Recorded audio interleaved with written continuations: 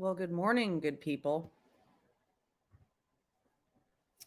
We're here for day 10 of Larry Millete's preliminary hearing.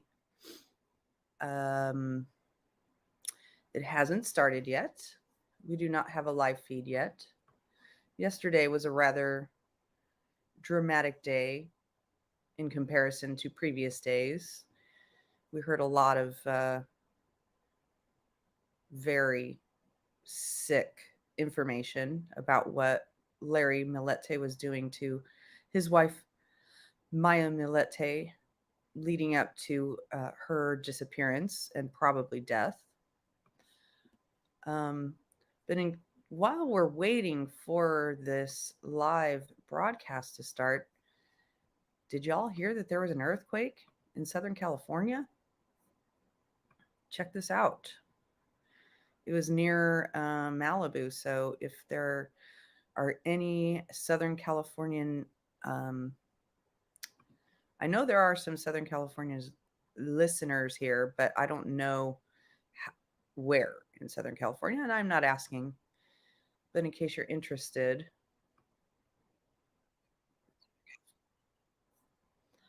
I'm going to show this. Hold on one moment.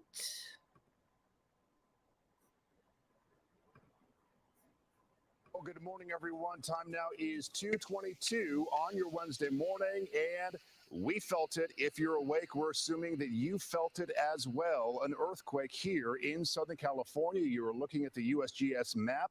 This was a 4.2 magnitude quake near the Malibu area. That is the map that has registered this morning. So the initial magnitude that we're receiving is a 4.2. I'll tell you that I felt it this morning as I was stepping out the door. This is the earliest that we could get on the air to bring you this information. As some of you may be awake looking for these details. Again, a 4.2 for me, speaking of my experience, honestly, 3 to 5 seconds of a rumbling, then a jolt. I'm in the San Gabriel Valley, did not feel any rolling with this earthquake. You were taking a live look this morning from our Malibu camera across the bay. All appears calm. Never really expect damage from this size of an earthquake. But that, of course, is something that we will look into this morning to confirm that there What are you're no looking at there is injuries, Santa no Monica damage reports from this morning, but certainly from something Malibu. that appears to be fairly widespread.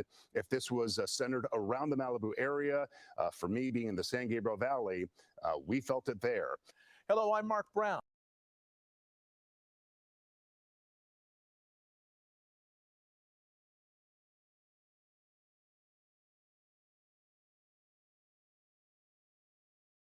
Unclear as to whether there was any damage or anybody was hurt.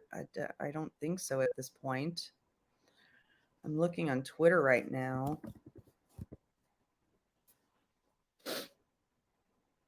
Um,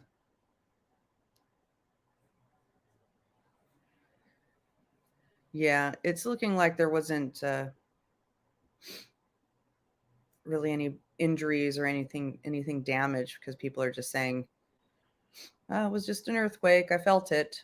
So anyway, I'm still looking for the live feed. So if anybody watching right now wasn't here yesterday, the things that we heard about what Larry Millete was doing to his wife. Good morning, Amelia. Good morning, Carrie.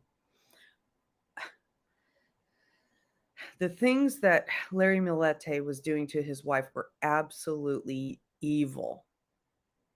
Straight up evil. He was I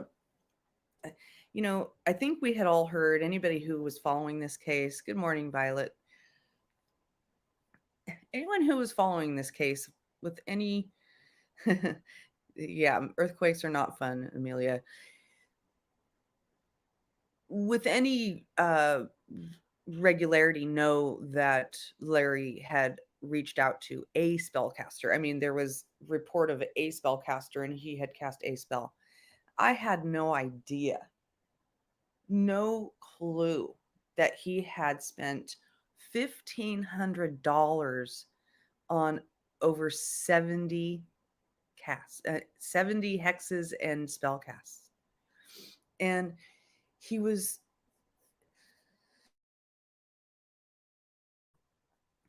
treating these spellcasters as like his, I don't know, his doctor, his, thank you, Carrie.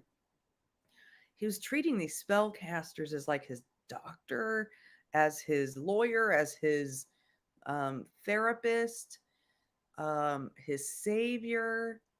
Um, Morning, Betty. Uh, yeah, all I had seen, Carrie, right, was the altar picture.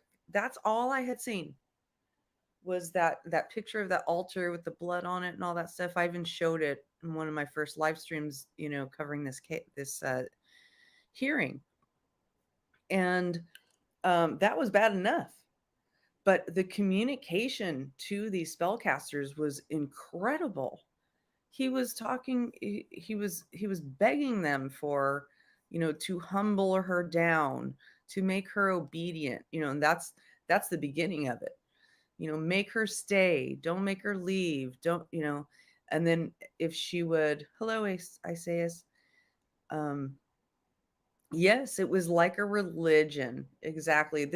They were like his pastors. He was going to his pastors in his religion and saying, please help me, please help me, she's still planning to leave, the spell hasn't worked, they are not being punished. So, and really, in showing his intent to harm, he started asking for them to, for not just Maya but the man she was having an affair with, the male version of mistress, um, for them to be punished. He wanted Maya to be incapacitated so that she would need him, so that she would be subservient and obey him. um, he wanted Jamie, this man's life, to be cut short. He at one point he asked if it's possible to give somebody cancer, and then at then he's getting more and more desperate. He tells one of the spellcasters that he's going to snap, and this is on, I think this is on January 6th and 7th. I'm going to snap. I feel like I'm going to snap. He even told his boss at one point, I think his name is Terry, I'm going to snap. I think I'm going to snap. And then boom, Maya goes missing. And then boom, he moves all the casts. He contacts a spellcaster and says, hey, with all the remaining spell casts, can you take them off of Maya and move them over to Jamie? I mean, it is unbelievable. Unbelievable. That was a huge deal. And it will be very interesting to see what this Bolane defense attorney does to try to question all of this, because she's way out of her depth as it is. But how do you explain all of that? I mean, do you justify it? I mean, as a guy, Larry's a spooky person and sheds light to a dark and wary portion of the pot. Yeah, I agree. He was obsessed. He was absolutely obsessed, right, with tracking and spells. And then there were, of course, the subliminal messages, right, which Maya knew about, because she caught him doing it. She got pissed about it. And she was in this marriage for a long time, but obviously she had caught on that this was not okay. This was just not okay. So she was telling him, goodbye, I'm leaving you. And unfortunately, he had the wrong reaction to that. Um, he had a deadly reaction to that, a homicidal reaction to that, in my view, because there's no sign of hide nor hair of her. Nothing. It really is unreal. I say this. It's unreal. And this guy Jamie, if he's still alive, I think, we haven't heard he isn't. He's lucky to be alive. He's like, see, Violet, I mean, that is the suggestion of a normal person. That's what a normal person would do. He doesn't think like a normal person. And he did try to get declared incompetent to stand trial, and they denied that. They turned that down. And it's probably because you can have this crazy way of thinking, but still know right from wrong. And he knows right from wrong. And, I imagine being that guy Jamie at this moment. I imagine being her entire family at this moment, and just it it's it, I know how I feel when even a tiny little YouTube channel is talking shit about me. It feels terrible.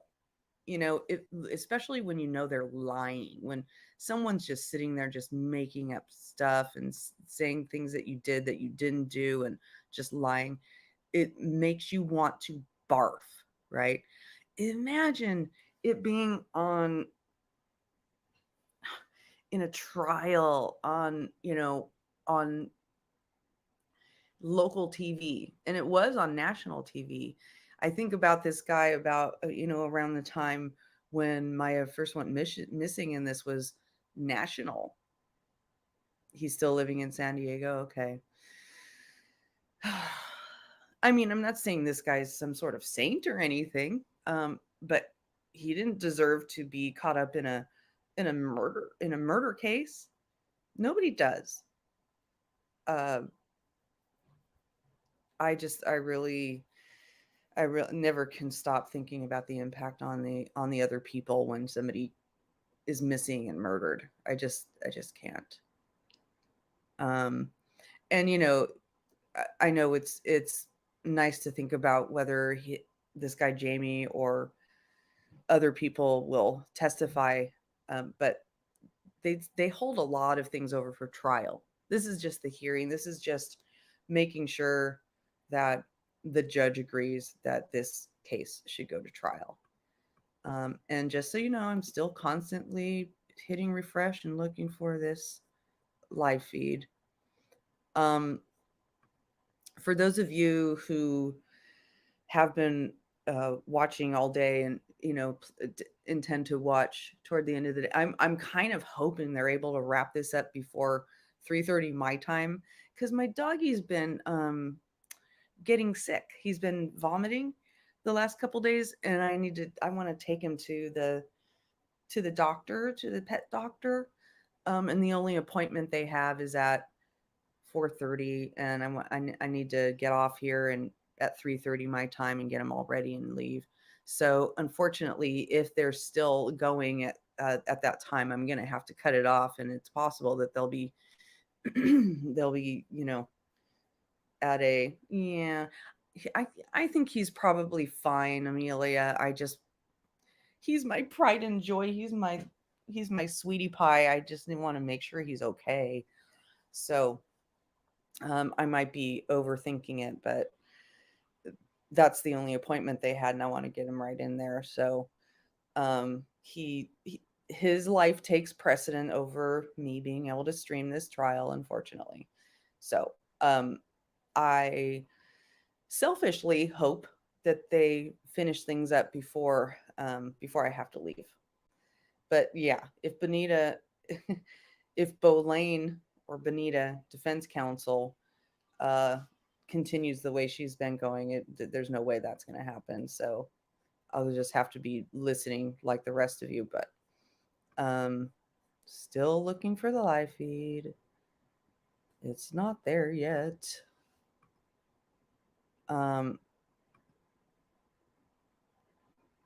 Yes, thank you, Betty. I don't think it's anything serious. He's not acting sick at all.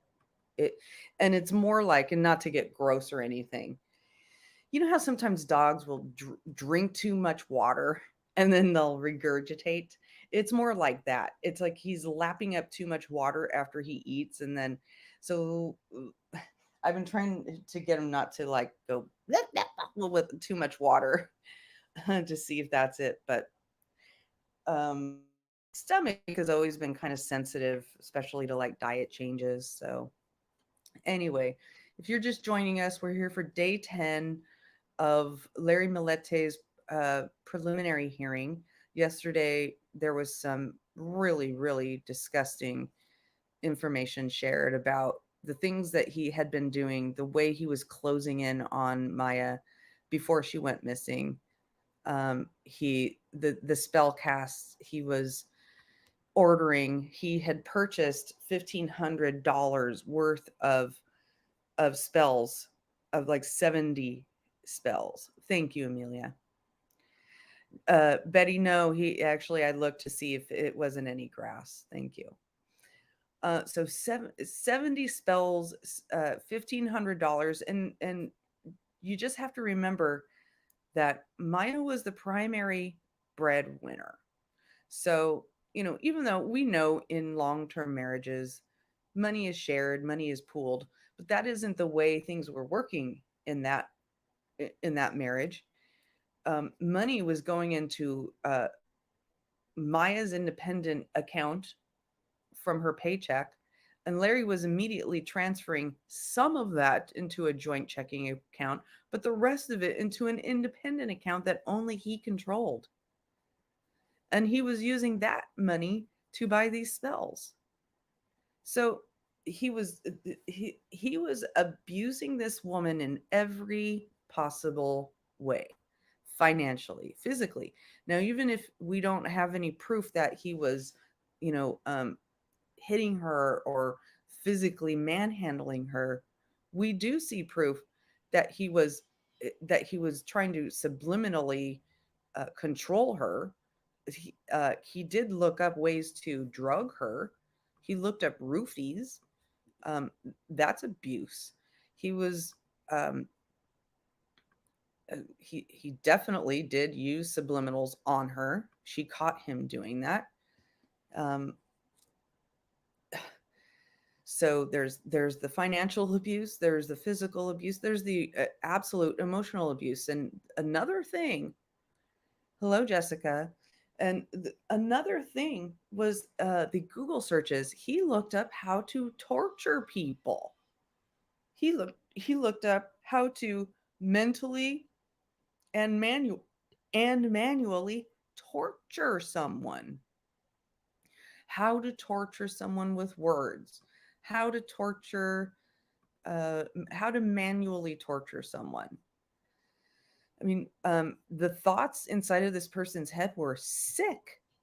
The thoughts inside of his head for what he wanted to do to another person that he wanted to control were sick. And imagine now, think about the fact that after she went missing, he still had these kids with him. And I think his parents moved back with him. They had moved out before Christmas, and I think they came back after Maya went missing. And and he's willing to go to those kinds of lengths to control another human being. I'm really it's very interesting that the feed has not come up yet. I'm curious about that. Why? Um if anyone else sees another feed, let me know. But yeah, these are really, really, really sick. It's really sick. So um the I feel that the detectives who have been testifying have been really strong. They're clearly experts in what they do. Oh, you hosted prayer Zoom every Thursday? That's nice. Has that been going on since the has that been going on since she went missing? Because I know that, you know, this is one of the reasons I've been so glued following this case and so glued to this, is because the family has never given up on looking for her, on praying for her, on bringing the community together. And they've also not been engaging in any, weird stuff with YouTubers. They haven't, they have conducted themselves with such grace and such dignity in the midst of absolute pure evil. I mean, pure evil in the face of this complete troglodyte. I'm just sick over what was revealed yesterday, and throughout the rest of the hearing as well. But I'm also curious about why we aren't seeing any live feed from the court yet. Let me do another search here. Thank you for your patience. Thank you for your patience. Mary.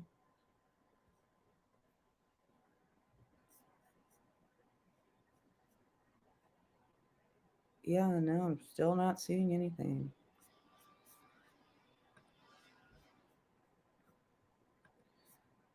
Catch me if you can. Lynn, I've been binge watching your lives about this case. It's absolutely fantastic, your coverage. Oh, thank you so much. Oh. Oh, I'm so sorry about that. Well, be sure to get your sleep tonight. Um, and also I just want to, I told people earlier, but for those of you just joining, I do have to leave my house at 3:30, or I have to cut my stream off at 3:30 my time, Pacific time today, because I got to take my doggy to the doctor, just make sure that he's okay, because he's been regurgitating the last couple days, and I just want to make sure he's okay. But so I'm hoping that Boulain, for those of you who don't know, we call the defense counsel Boulain because if anyone was watching the Johnny Depp trial, Emily D. Baker was so funny because every time Elaine, the defense, uh, every time Amber's attorney would do something, she would go, Elaine. So we call this defense attorney Boulain because her name is Bonita. And because we just want to keep going, Boulain, because she's getting a education on the job, and she's been practicing law for 30 years.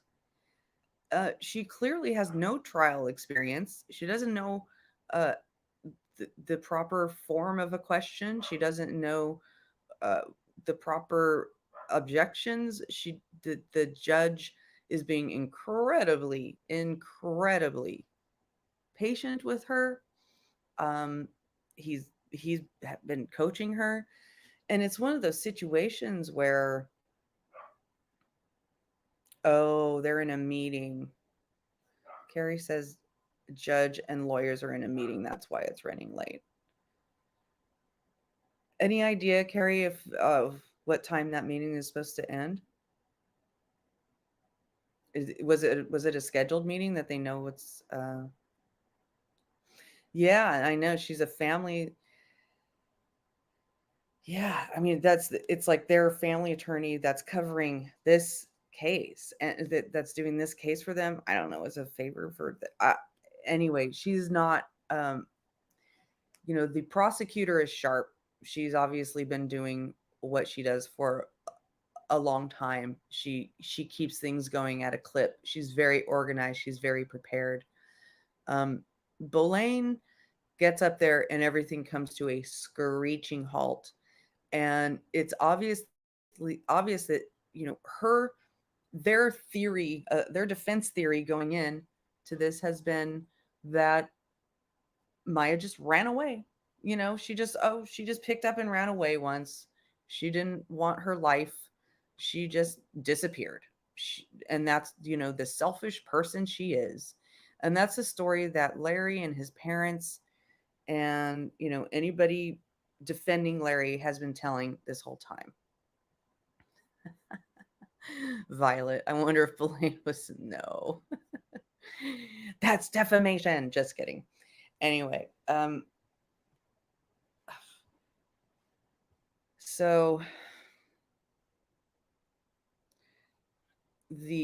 when Boleyn gets up there, it just, like I said, goes to a screeching halt. They have this theory that Maya just up and left one day. A few days ago, I read the declaration that Larry's mother put in when he was arrested and booked and thrown into the slammer. They were trying to get a bond for him. They were trying to get bail for him, and it was denied. But she wrote a declaration that was just absolutely gross. I mean, it practically named Maya a prostitute, that she was drinking and she was a floozy and she was promiscuous and she, doesn't care about her children and doesn't want to see her children, and she only thinks about her life. And you can tell that the originating source of all of this information is Larry. And of course his parents are going to back him up, but they don't have to be so, nasty about it. It's really disheartening. And you think through all of this, through all of the things that have been said about her, where was Maya's voice in any of this? Maya was maintaining her dignity. She was trying to be private. She was trying to deal with her stuff the right way.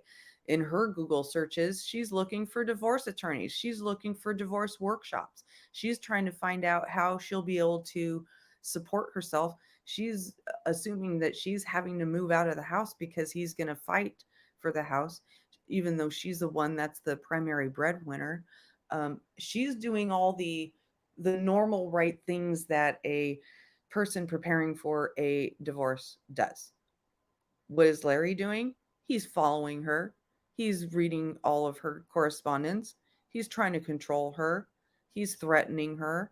He's, he's causing problems at her job.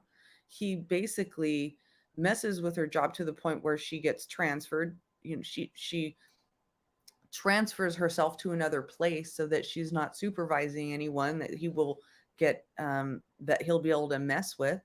She does all of she's having to maneuver around his BS basically her whole life, I would imagine, but especially, toward the end there. And meanwhile, he's just yeah, Maya's Google searches were heartbreaking. Larry's searches were disturbing and evil. You said it.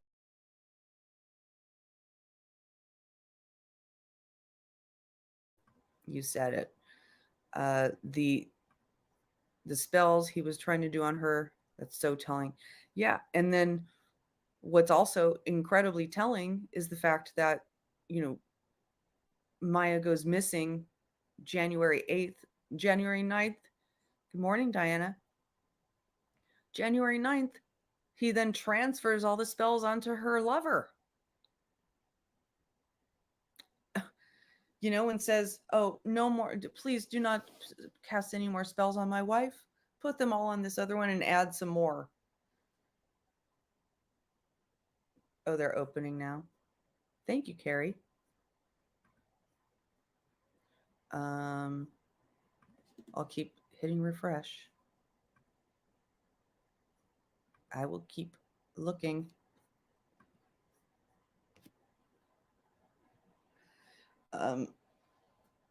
Hey, Carrie, it would be, I don't know which group you're talking about, Facebook group. I might be in it. I just rarely use Facebook for my own personal reasons.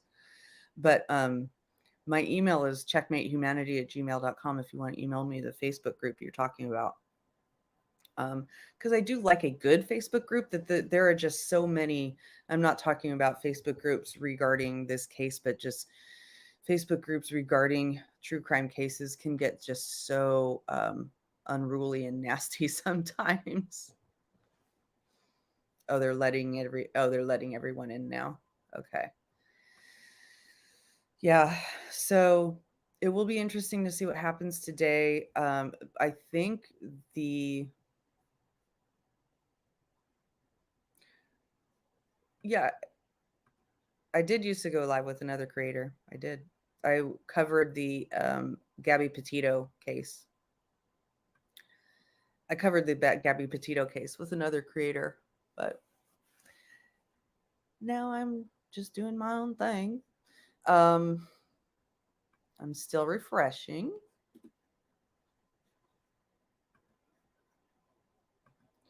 On this channel, I know I wish I could be in there too. Okay, Carrie, here. You have the Where is Maya Milla? Okay, I think I might be in that group. It's just that again, I hardly ever go onto Facebook anymore. And the Family Prayer and Support group. Thank you for maintaining those groups. I think they're really important. I really do. For people who are more users of Facebook. Uh,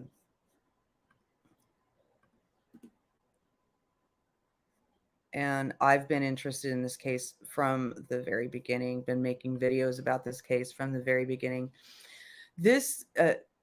So my true crime channel was called True Trauma and True Crime.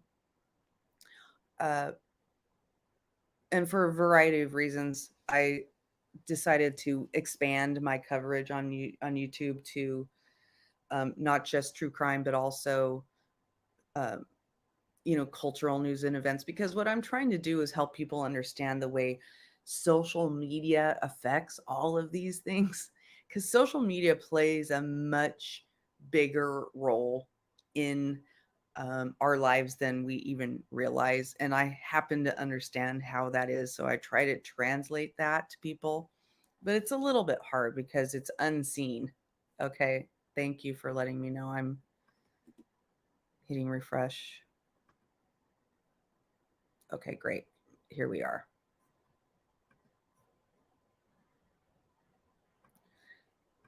Here we go.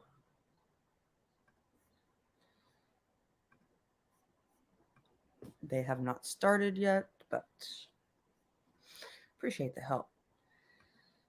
Got so close with the family I couldn't do the discussions. I just saw what those groups do. Yeah. Oh my gosh. They do. I mean, the groups, they can be brutal. I mean, I haven't gone into any of the groups related to the Idaho case, the college students in Idaho, but I hear that they're massive and they're brutal. Okay, let's all get a little seasickness. I think the person testifying will still be the same guy who was on the stand yesterday, who was I think it will be the same guy who was testifying about all of the spellcasters. He's the lead detective. It sounds like from the DA's office, the lead investigator from the DA's office. Yeah, it's really unfortunate that true crime victims can't. It's hard to find a safe place for them on the internet when you know they didn't ask to become public figures, right? These people, it,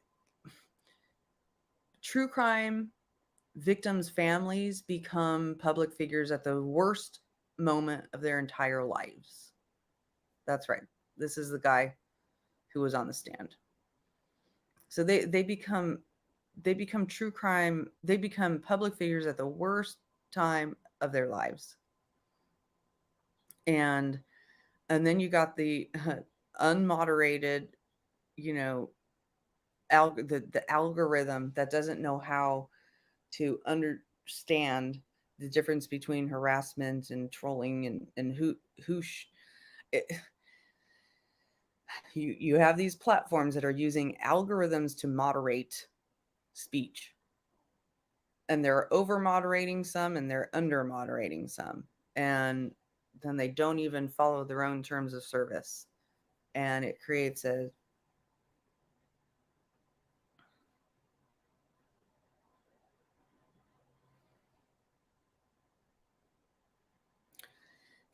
an issue.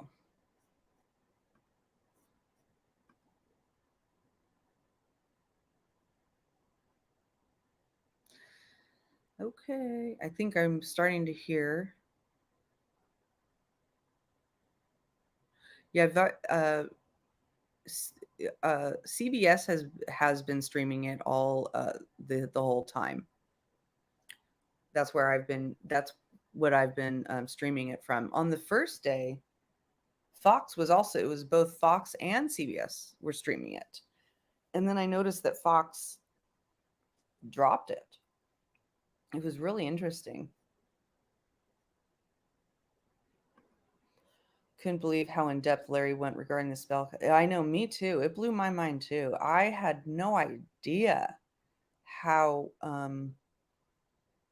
like someone said, it was like his religion. These were like his priests and pastors and his solace, and he went to them as his saviors.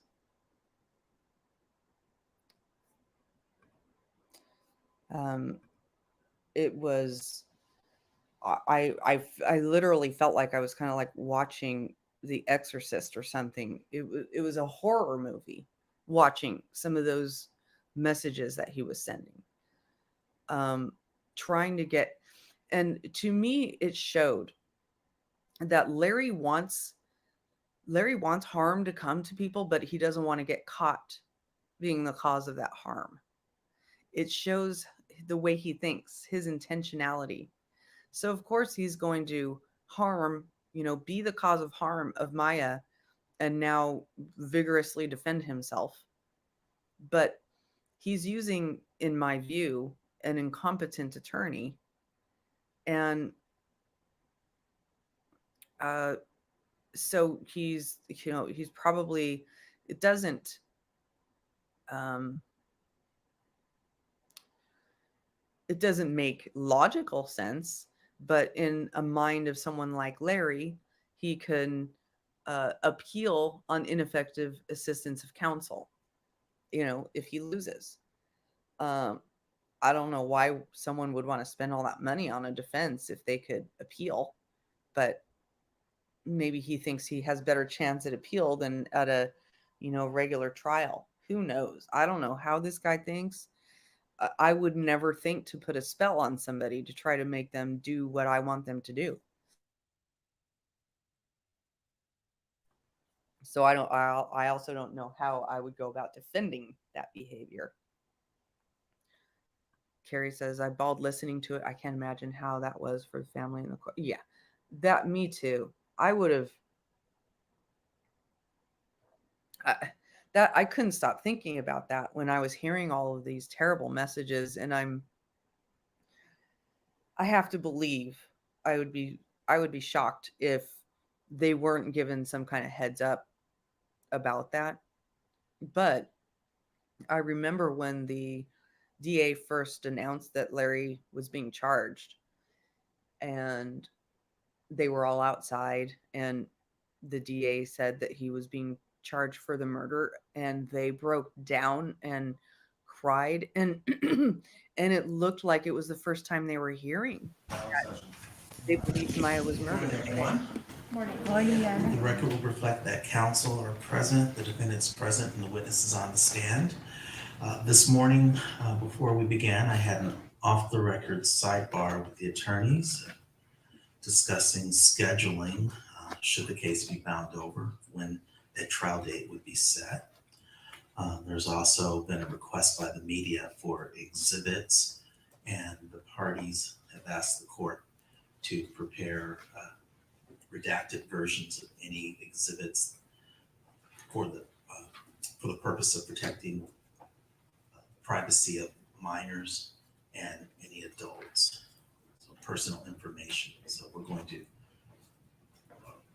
redact certain exhibits, and the media is aware that there's a policy that they have to adhere to if they are requesting any exhibits. Any exhibits that are provided to the media will be redacted to By the protect way, I the really privacy like of this adults judge. and minors. And there's a request in regards to the CPO, the criminal protective order, and the contact that the defendant has had with his children. We'll address that at a later date. Yes, sir. Your Honor, David Gottfredson with CBS 8. Could the media be heard on the redaction order, maybe following the preliminary hearing? Yes. Thank you, Your Honor. Okay, Mr. Rhodes is on the stand. You've completed your direct examination. Yes, Your Honor. All right, then you may begin your cross-examination. Thank you, Your Honor. Good morning, Mr. Rhodes. Good morning.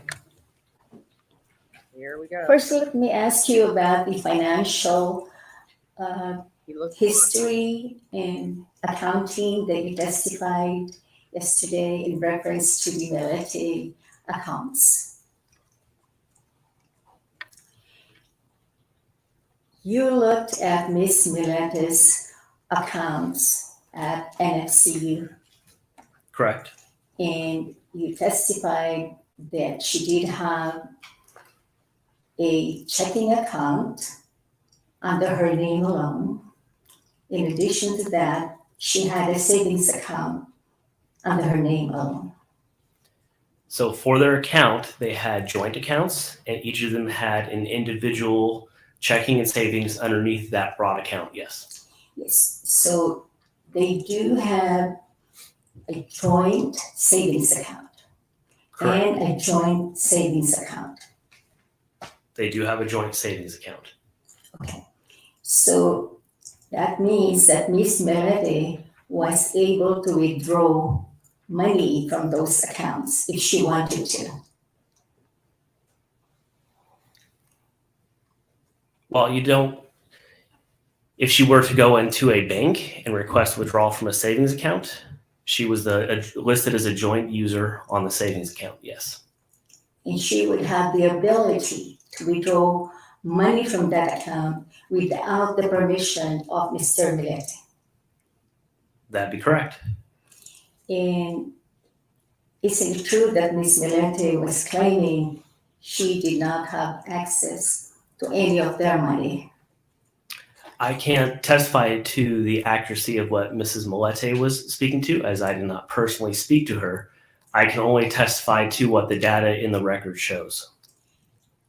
Did you discover that Ms. Millete's salary from NIWIC was deposited into that joint checking account and savings account? It appeared that prior to the March 26, 2020, April 2020 time period, that the deposit went into their checking account, and then after that, it appears to have gone into their savings account. Did you have information to believe that Ms. Millete intended to deposit her entire salary into those accounts during those dates that you mentioned? I'm not sure I understand what you mean by what she intended. In order for her salary to be deposited into those accounts, would it be Ms. Millete to request her employer to deposit those monies into those savings accounts? I think you would have to speak to her employers about their process. Okay. She also could, I think she also received statements from those accounts from NFCU, correct? I don't have any personal knowledge of what statements she received. You reviewed some of the bank statements from NFCU in 2020 up to, I believe, January 30, 2021. It was a little past January 2021, yes. Okay. And those were statements addressed to both Mr. and Mrs. Millete, correct? The records I looked at were obtained via search warrant, so they came directly from Navy Federal Credit Union. So you didn't get the statements that was mailed to them? That would be correct. The records came from a search warrant from Navy Federal Credit Union. During your review of those records, were you able to determine whether Ms. Millete withdrew money from those accounts? Vague is the time.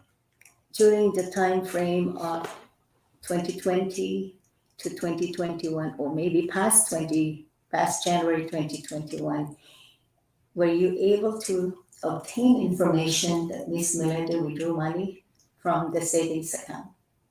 I don't recall any significant money. Again, the trend being in 2020 that money was removed from her independent accounts and money was moved from their joint checking into Mr. Millete's independent account. That was the trend throughout the year. Could you tell if it was Ms. Millete who transferred those funds from Mrs. Millete into Mr. Millete's account?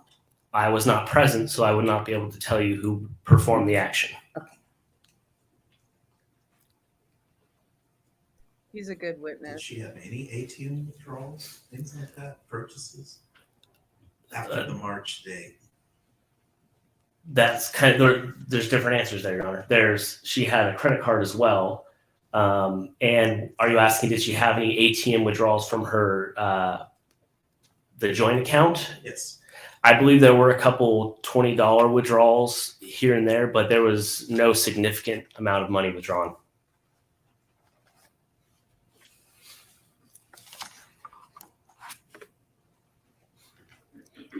I'm glad you found me, Carrie.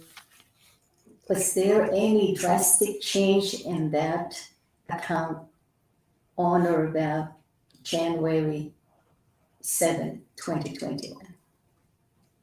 Which account are you referring to? The saving accounts from NFCU. There's activity. I'm not sure exactly what you're referring to as far as drastic changes. Such as a huge withdrawal, perhaps $70,000. From Mr. Millete's account? Yes. I would have to look at the specifics, but there is money withdrawn from Mr. Millete's account at the end of January and I believe also in February of 2021. Do you recall those amounts? I would have to look at the specifics to recall the amounts. I can tell you that from January 2020 through beginning of February 2021, that just from his independent accounts, there was in excess of $50,000 withdrawn.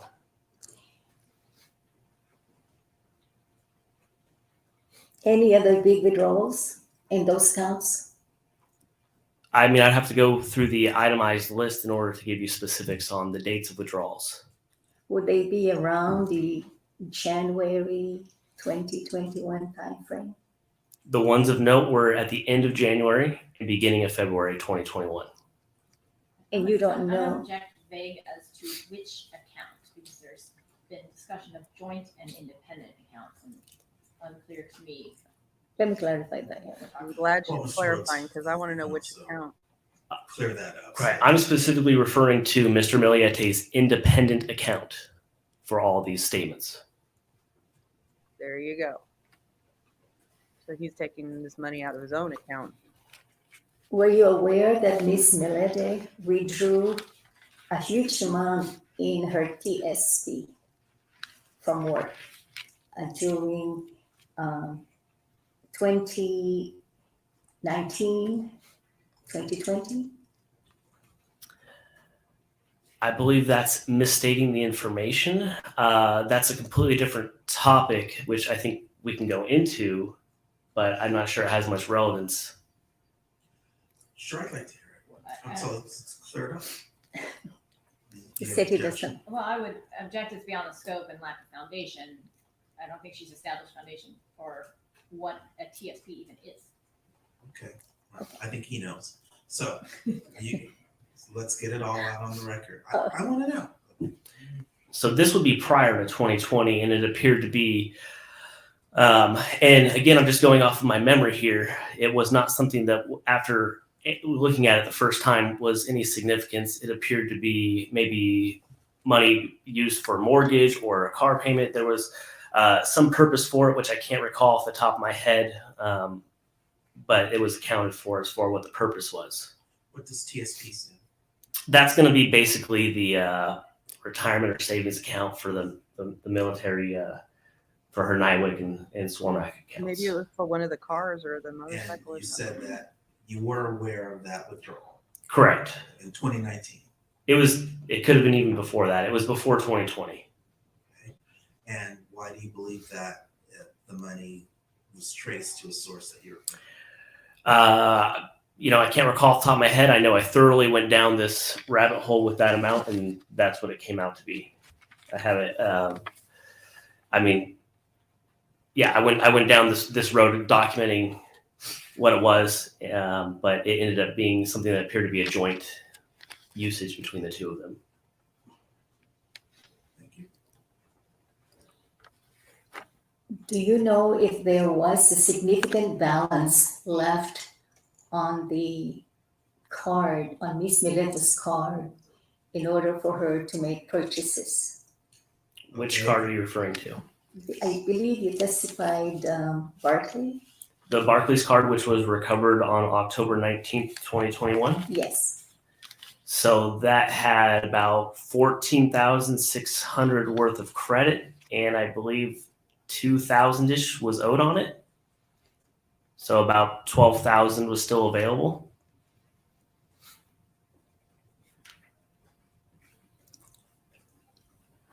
Be more specific. I believe you testified that she had 6 credit cards.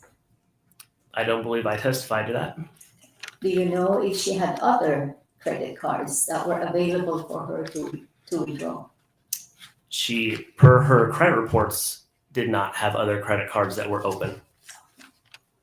Would that be in the year 2021? Are you referring to, did she have 6 open credit cards at January 7th, 2021? Right. She had her Navy Federal Credit Union card and the Barclays card that were active at that time.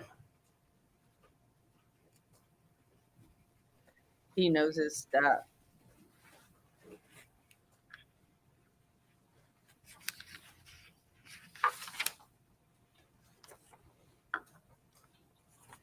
He's an investigator for the district attorney's office.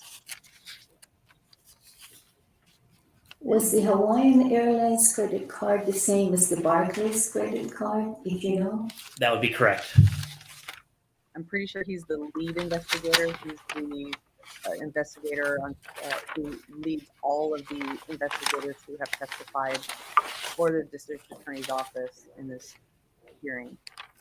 Isn't it also true that in 2020, Ms. Millete's friends noticed that she was paying cash quite a bit?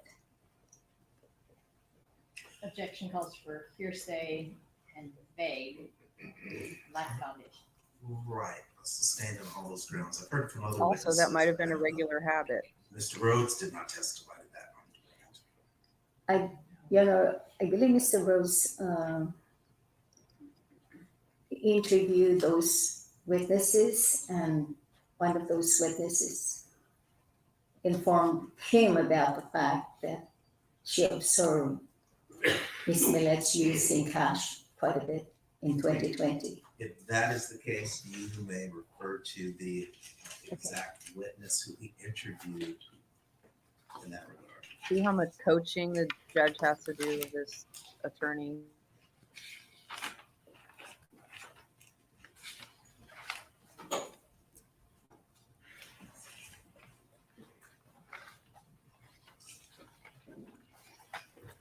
Did you interview Miss Alison Volkening?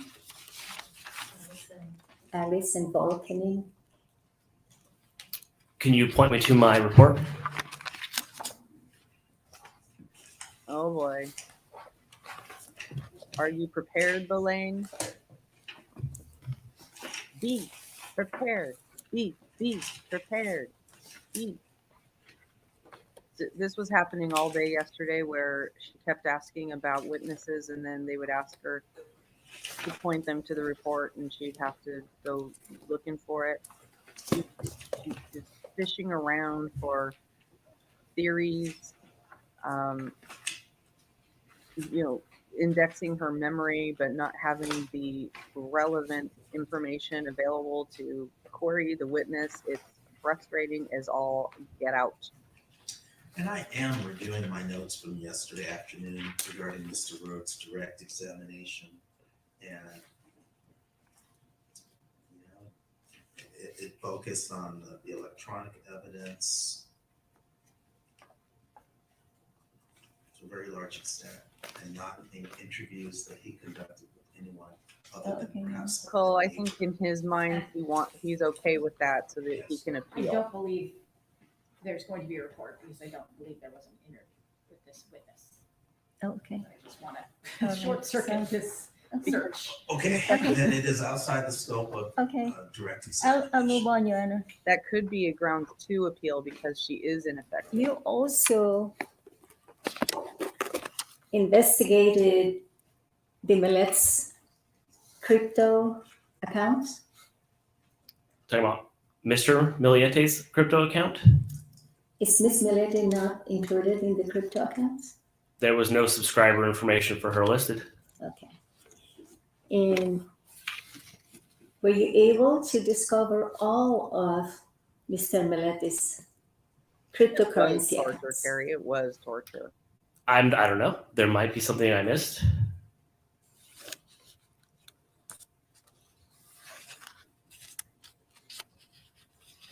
How many cryptocurrencies did you discover that belongs to Mr. Millete in 2021? He had, that I was able to locate, I- 2 subscriptions. One was to Coinbase, which had the most amount of money in it. And there was a second one, which I'm not sure that money was actually going into, but had been subscribed to. I can't recall the name of that one off the top of my head.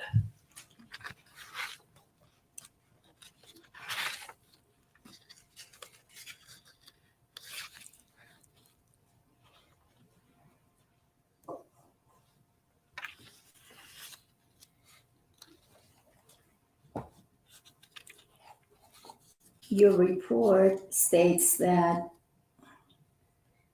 per Coinbase, Larry has spent or deposited an approximate total amount of $90,622 into his Coinbase account.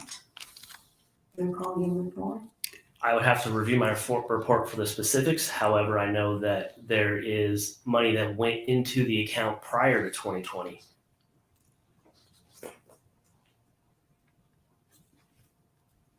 After yesterday, I'd be so shocked if this doesn't go Would to that be trial. 2019? I would have to look at the specifics, but if my report states he deposited $90,000 into the account, then that would be accurate if that's what my report reflects. Counsel, again, he's got his report, and That's if you probably a refer him theory. to the page of his report, that will refresh his recollection. Let me Otherwise, refer- I don't think it's fair to throw out questions like that where you can refer to the report and you're not directing the witness to. Let me refer him to the page number, Your Honor, of his report. D01581. Can you give me what my report is titled and the page on my report? The report is, it says case, parentheses, PRE, dash issue, close the parentheses. And it's page 5 of 7.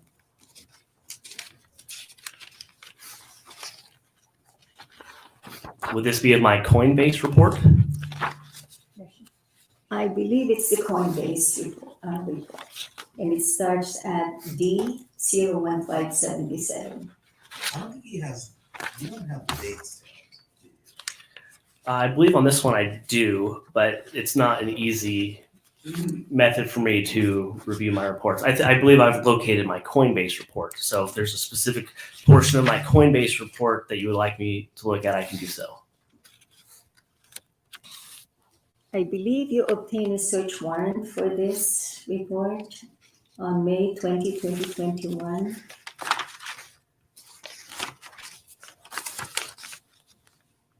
And that Mr. Millete created this Coinbase account April 14, 2019, using his name. I don't think there's nothing. You need to just tell him the page number. It's, And maybe you can approach Look him. how with aggressive what the road is sheet getting. you're looking at, but can I approach him? you may.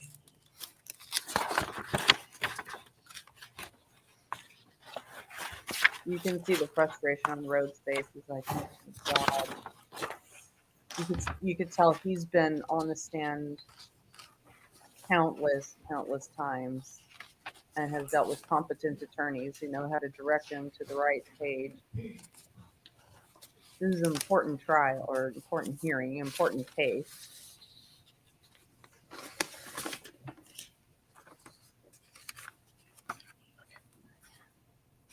Yeah, he is turning red. Page 3. He has that kind of complexion that turns red when he gets. Page 15. Mine is like that too. That's page 5.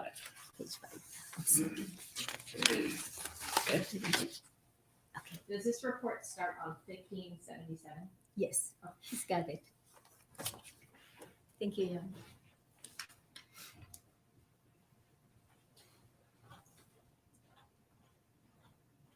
What's your report dated?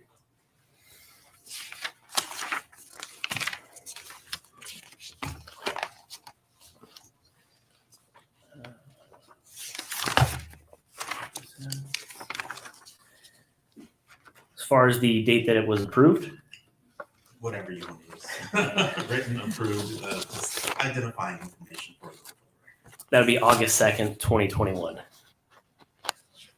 Do you have a title?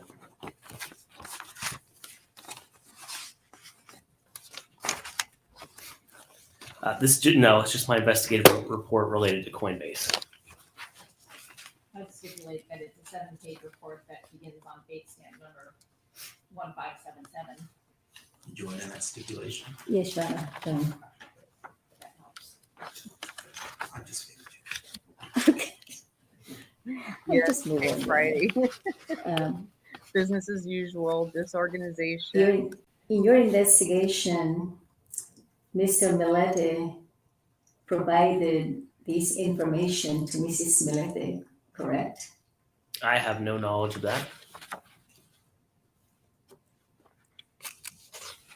Would you be able to point me to where any of that information is? That's fine. Oh my gosh. Oh my gosh. I thought we just got to that page and now we're going to a different page and she's asking a different question from a different report. Is that what I'm So understanding? let me call your attention to, I believe, to this incident where Miss Millete's neighbor, I think it's Miss Trudeau, Heather Trudeau, that you spoke to and reported some big blast or some noise in close to the Millete residence. You recall that incident?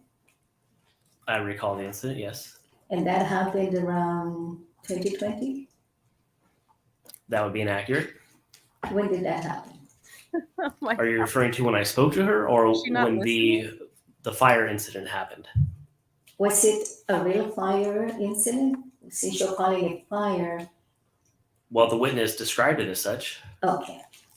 In the, I believe in the video, did you Did you see, get the time? did you actually see a fire?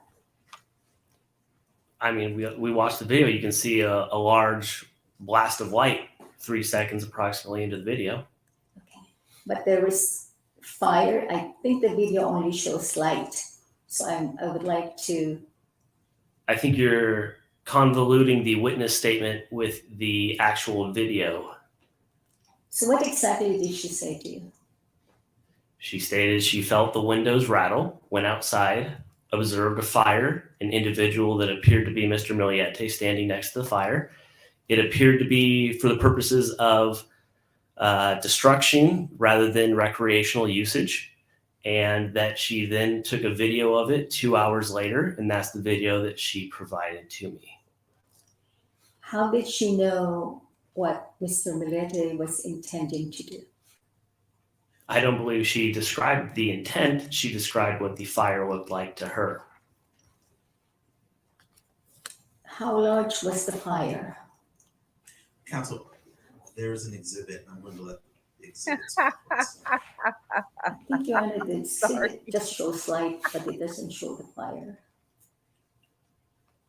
You can ask if she gave him an estimate of the height of the fire. These questions Did the sound like they're coming right neighbor, from Larry. Ms. Trudeau, give you an estimate how large the fire was? I did not get in a height estimate. However, I got that it was a very large fire, which would not be indicative of a recreational usage. And that was your conclusion or the witness' conclusion? That was the statement provided to me.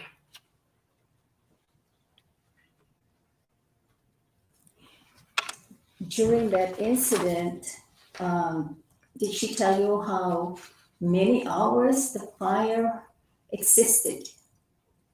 No, she provided me with the video that she captured of it.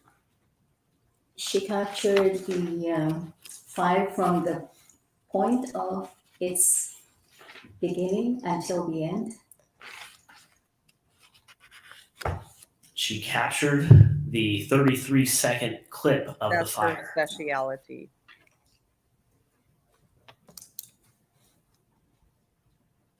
She's definitely not a criminal defense attorney with litigation experience.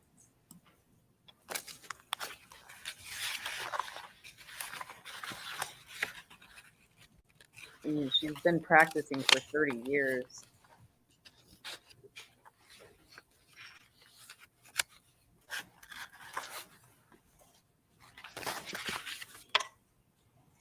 You also stated that children's voices were heard at Mr. Millete's backyard. I did not state that. My statement was that the witness recorded video surveillance that captured children's voices whom she recognized as the Millete children. And did she tell you if she heard the Millete children in the backyard before that incident? Yes, I believe that was the testimony. When did she hear the Millete children playing in the backyard? I didn't get specific dates. She stated that she recognized them, their voices, from hearing them on previous occasions. Was it one occasion prior or? Occasions, plural. Okay.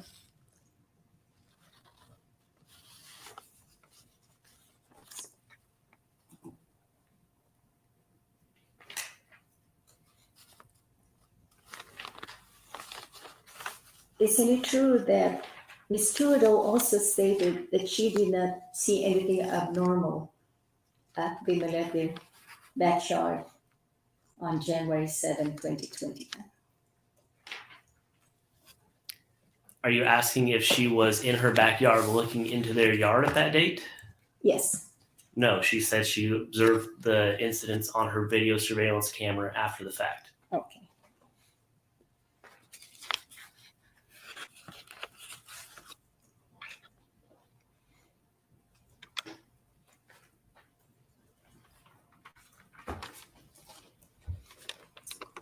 I've noticed that this detective has been in the courtroom most of the time sitting next to the DA. Did you speak to other witnesses that also heard the fire at the back of the Millete residence besides Ms. Trudeau? I personally did not. She's the only one I spoke to. And in fact, the other witnesses that the Chula Vista police officer interviewed did not see what Ms. Trudeau saw. Objection Is that vague right? and like the foundation. Counsel, you're asking him what other witnesses said. Can you give me an offer of proof that he is aware of what these other witnesses said? Well, That he has personal knowledge? I believe that the I detective think you're probably right about that. was aware of Not Paul what was Catherine. going on that evening of January 7, 2021. And that there are reports that was available to him that I believe he discussed Yeah, I that think January you're right about 7, that, Gary. 2021 events and the chronology of what happened, the car parking and so forth. So he also stated that he obtained other information from the other officers that he considered in preparing his reports. Mr. Rose, did you speak with any other witnesses regarding this incident? This particular incident regarding the fire? No, I did not. And have you had a discussion with the officers who wrote the other reports regarding this? I did not. So, lack of foundation sustained. Okay. Calls for hearsay. Now, you made a report in reference to the vehicles that were seen in the vicinity of the Millete residence on January 7, 2021, in the early morning, going on to January 8, 2021. Do you recall that? This appears to be beyond the scope of his direct examination. Was there any testimony regarding vehicles? I think we spoke about the vehicle. I don't recall asking about that. Only the Lexus, Your Honor. And sustained beyond the scope. You can inquire about the Lexus, but not other vehicles in the area. Oh, I think I'm referring to his report on it's 01591 during the cell tower search of the. He's written a lot of reports. And Yeah. we did Is- not go over all of them on direct. So I am limiting your response to the questions that in the areas. See, it's like every other question, there's some That's sort okay, of, Yana. I'll just move on. I'm just moving from one incident to the other, and I just wanted to make sure that I cover what he covered on direct. I don't want to go beyond the direct examination. I know when you go beyond the direct I think she has been representing them in family court, but I don't think she usually practices family law. I think she's their family lawyer, which is different. It's like a general practice lawyer.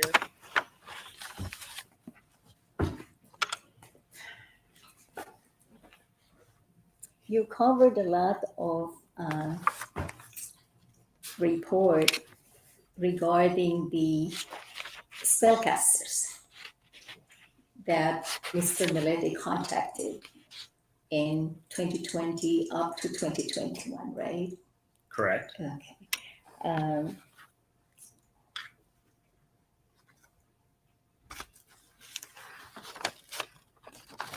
in fact, on January 13, 2021, the Chula Vista Police Department detectives obtained consent from Larry to conduct forensic examination of his cell phone. Is that the same cell phone that you used in your analysis? I used a lot of information. That is one piece of it, yes. And Mr. Millete cooperated and did not object to the officers obtaining that information. That would be accurate. However, it is likely he did not know that that information was still retained on the phone. What, he's supposed to get a brownie point for I'll strike cooperating that for in his the own last wife's part. disappearance? Response because it does call for speculation. Your Honor, I was basing that off of the Google return as well. I'll still strike that. Okay. The first part remains. Okay.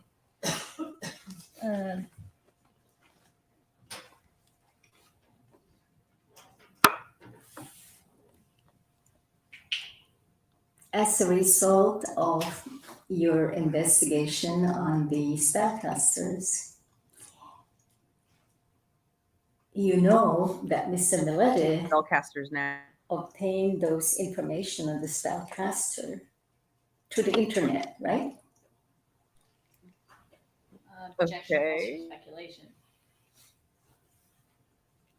So it's the internet's fault? Or vague. I guess it depends on what's being asked. Well, Your Honor, Sustained vague, you can rephrase. okay.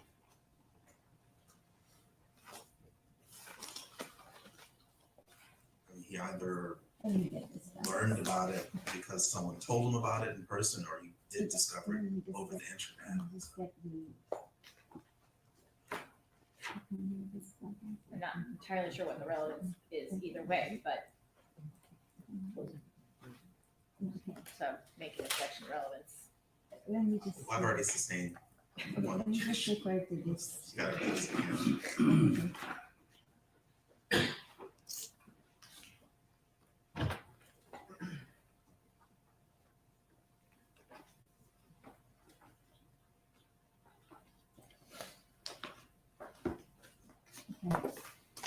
Oh boy.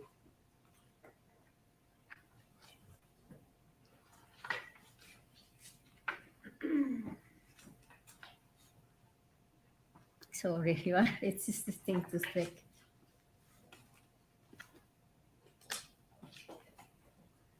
She's gotten nowhere at all. I mean, look how concerned Larry looks. He's like, are you doing the right? Come on, lady.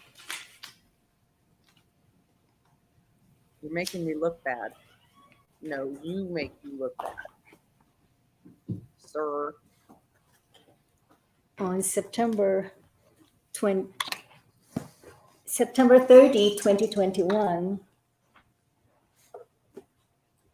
when Mr. Millete ordered a spell, he would go and email the order to the internet to the spellcaster. Is that what you discovered when you looked at the subpoenaed documents from the, I believe, Calastrology company? Where is she going with this? I think you got the year wrong. You said 2021. This is, let me look at the order, Yan. And if there's an September 30, 2020. So there's over 1,700 pages of spell communication, and we only touched on a brief bit of them here in the exhibits. So there's different styles of communication. You'd have to refer me to the exact exhibit and which format you're referring to. Actually, all I'm trying to understand is if Mr. Millete went through the internet or used the internet to order the spells. Did he do that? Yes, it's a web-based service. So all the writings that he in fact sent to the spellcasters will be transmitted electronically to the spellcasters. That's how email and the internet works, yes.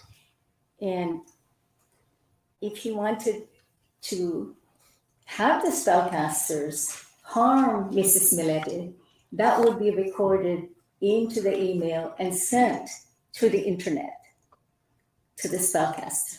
And that's what happened. His requests of harm were documented and sent to the individual requesting their services to perform rituals to have those events come true. Yes, that's. Did they come true? I knew it was going there. Well, They're blaming the spell. I withdraw the question, Your Honor. That's I withdraw the That's a question. legal and factual impossibility as to whether spells work. So it's the internet and the spellcasters. You fault. know that there are hundreds of spells he requested. Throughout those requests, did you ever read from what you subpoenaed that Mr. Millete requested that Miss Millete disappear? Well, if you're referring to the exact word disappear, no, that wasn't used. There were certain instances where he was requesting services for death magic, where it wasn't explicitly described who he was referring to requesting those services for. And I think we just showed in the exhibits just a snippet of the kind of harm that was being requested in those spells. He asked if they could make someone get cancer. He asked for a short life for Jamie.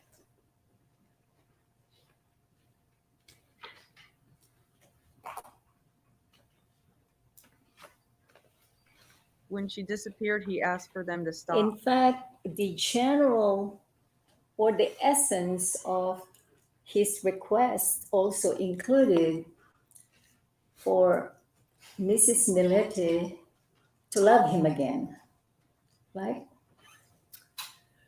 In the sense of being a subservient wife that does everything he's asking, yes. Good answer. And that he expressed his intent to the spellcasters that all he wanted is really for his wife to be at home with him and the kids. And that is the general theme And of to all be those harmed in order to do contacts that. with the spellcasters. I would describe that as inaccurate. So let The me, general theme of the spell requests are control, and for the under individual to do a wide range of things that were basically subservient and obeying. Those were the general essence. And then later on, as you get closer to January, is the spells are basically to control an individual's will to prevent her from leaving him. Well, and also to harm her to prevent him from leaving him. Prevent her from leaving him. Ooh, And I look think at that we can move glare. on from okay, Yana. that area. Yeah, I don't want to go through all those spells, Shana. I think I just wanted to You know see the it's over, general Barry. theme You know or it's over. express towards the end of the spellcaster's role in this event. You testified that Mr. Millete terminated the spells on Miss Millete. That would be correct. January 9th is when he sends us an email requesting that the hexes stop for May and begin on another individual. And this is prior to her being reported missing.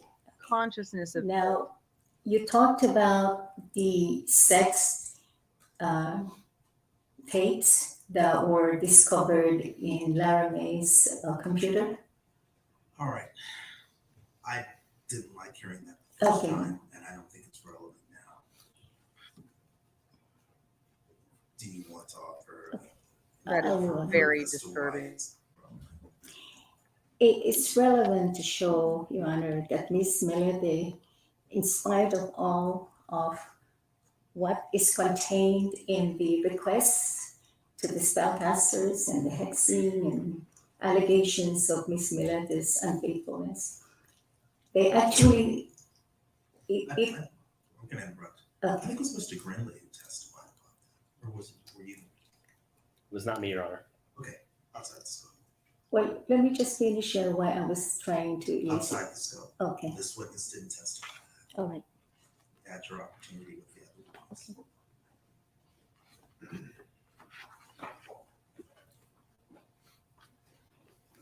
Should we haul all the spellcasters into court and ask and question them?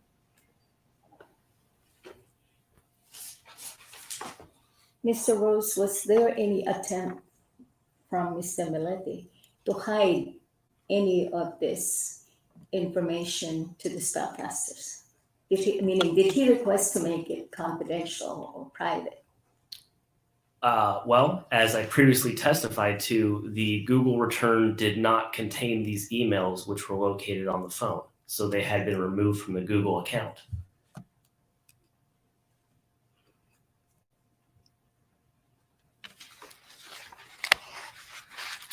Now let's go into this job that you did concerning the infotainment system on the Lexus. Do you recall that? Yes, I recall the infotainment system. Okay. You, in fact, testified as to the data or information that you gathered in order to determine the distance that was traveled by Mr. Millete on January 8th, 2021. Is that right? The testimony I described regarding the infotainment system was in relation to the GPS entry point at 3:29 p.m. on January 8th, 2021. And in fact, the GPS system was not working when you first looked at it. That would be an inaccurate statement. I could not tell you if the GPS system was working at the time because based off of different models of infotainment systems, they store and retain different information at different rates. And you would not have the ability to determine whether the GPS was actually working or not. I can tell you that the waypoints were not something that system particularly documented, so it would not be retained on the system. Okay.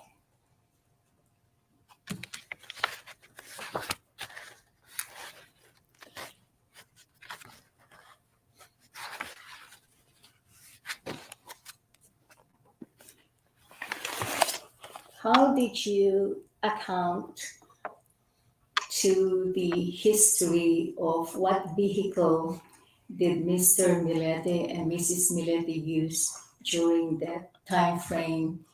I believe it was September, or was it December 17 until January 2021? December 17th, 2020 to January 23rd, 2021. Yes. The mileage analysis factors in at the 444 mile number. That would be given that the Lexus was used the most amount of possible times during that period. So it is possible that the Lexus was used less during that time, which is why there's a mileage range up to the 600 number that I mentioned. So the analysis factors in that 444 miles being if the Lexus was used the most amount of times possible during that period. In all of your calculations regarding the mileage, they were all estimates, right?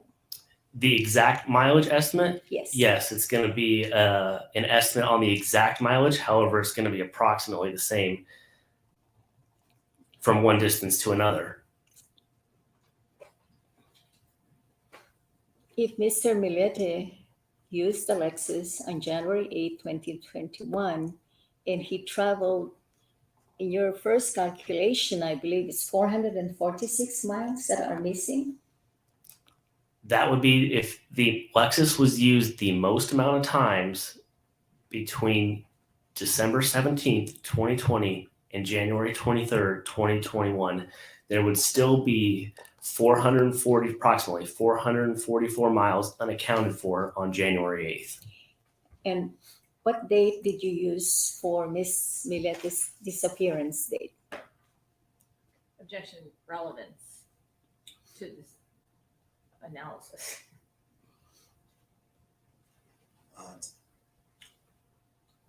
Well, Does the disappearance date factor into your analysis?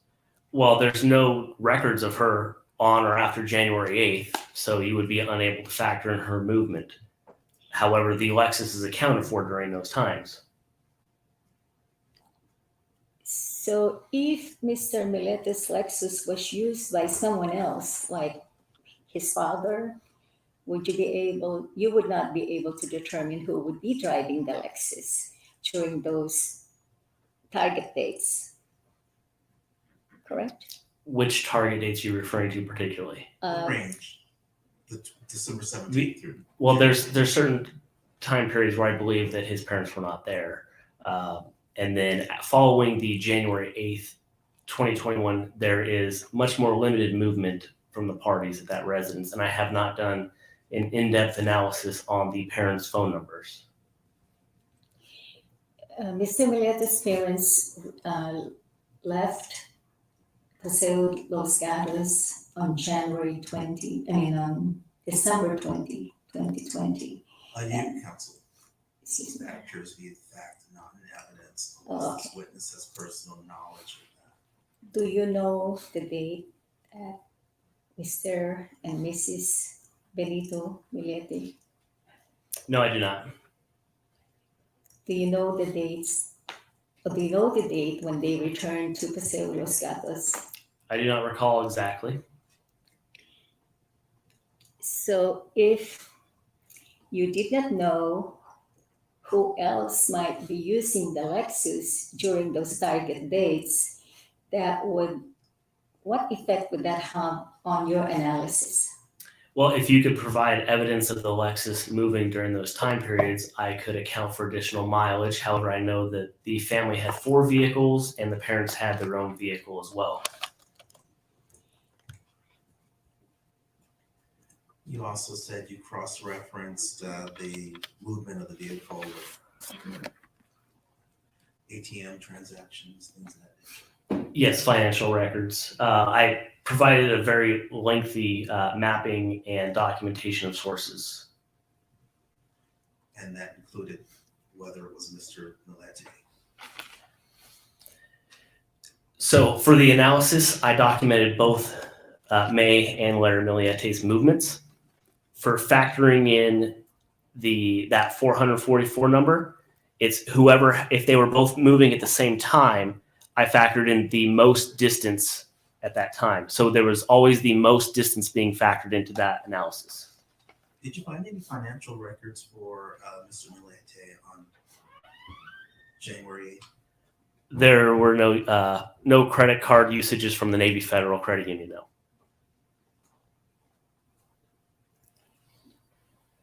On the second analysis that you did calculate on the mileage, I believe it's 1,300 or so that are missing that you cannot account for. I have to refer my notes for the specific number between those dates. Oh, please do. Would be 1,379. Okay.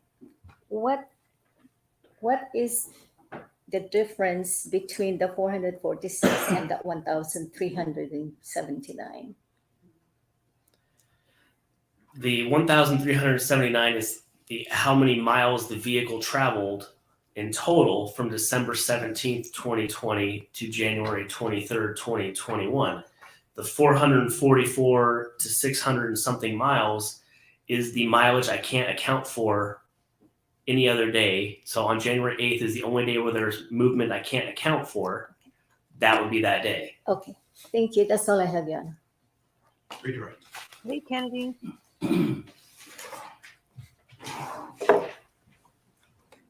I guess I'm kind of confused. You're saying that 444 miles is the most, but then you list a number that's over 600 miles. So up to 670, something like that. That would be if he used one of the other 3 vehicles, or if they used one of the other 3 vehicles and not the Lexus. So there could be additional mileage that was not accounted for. Just makes you wonder if he went and moved her, if he. But you got to believe they were trying to I don't know. trail him after she went missing. May the witness be excused. Yes. So, conclude your testimony. Thank you. Additional witnesses or evidence? No, Your Honor. Subject to moving my exhibits into evidence, people rest. Oh, the people rest. Does the defense wish to present any affirmative evidence? No, All right, then let's address your exhibits. And the defense is bringing the witnesses. Did I hear that have the correctly? exhibit list that my clerk has prepared. And I guess the question is, Ellen, are there any exhibits that have been marked but not identified on There are two that I'm going to withdraw because I chose just not to call the witnesses that were relevant to those exhibits. So I would move to withdraw exhibit 24 24. and exhibit 39. They were not discussed or 24 and 29, council. 24 and 39. On 39,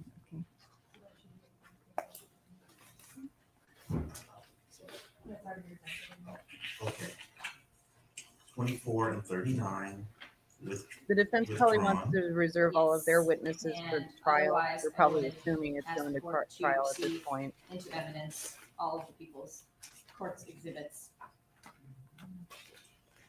and again, I'm sorry. I was hearing two people at once. With the exception of 24 and 39, everything has been introduced. Yes. Or has been offered. Okay, all right then.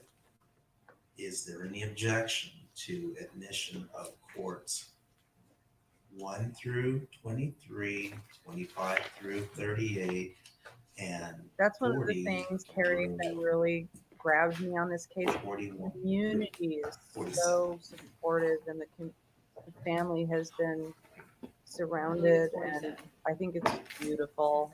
Any objection? No, And there's been no BS and Those exhibits misinformation are that I, admitted into at least widespread that I can see, I'll at least coming from the address the family media itself. requests regarding It's just, redacted documents after I make my ruling.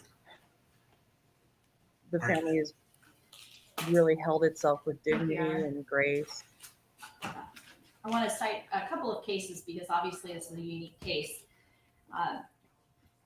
The fact, this is citing People versus Manson, a 1977 case, 71 Cal App 3rd, 1 at page 42. The fact That'd that be a awesome, murderer may Betty. successfully dispose of the body of the victim does not entitle him to avoid prosecution. This is one form of success for which society has no reward. Production of the body is not a condition precedent to the prosecution for murder. That same citation for the additional cite, the fact that the victim's body was never recovered is in itself circumstantial evidence that supports an inference that death was caused by criminal means. This is because it is highly unlikely that a person who dies from natural causes will successfully dispose.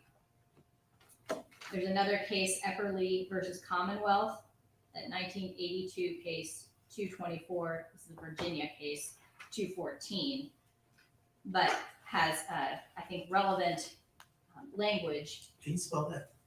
Epperly, Epperly.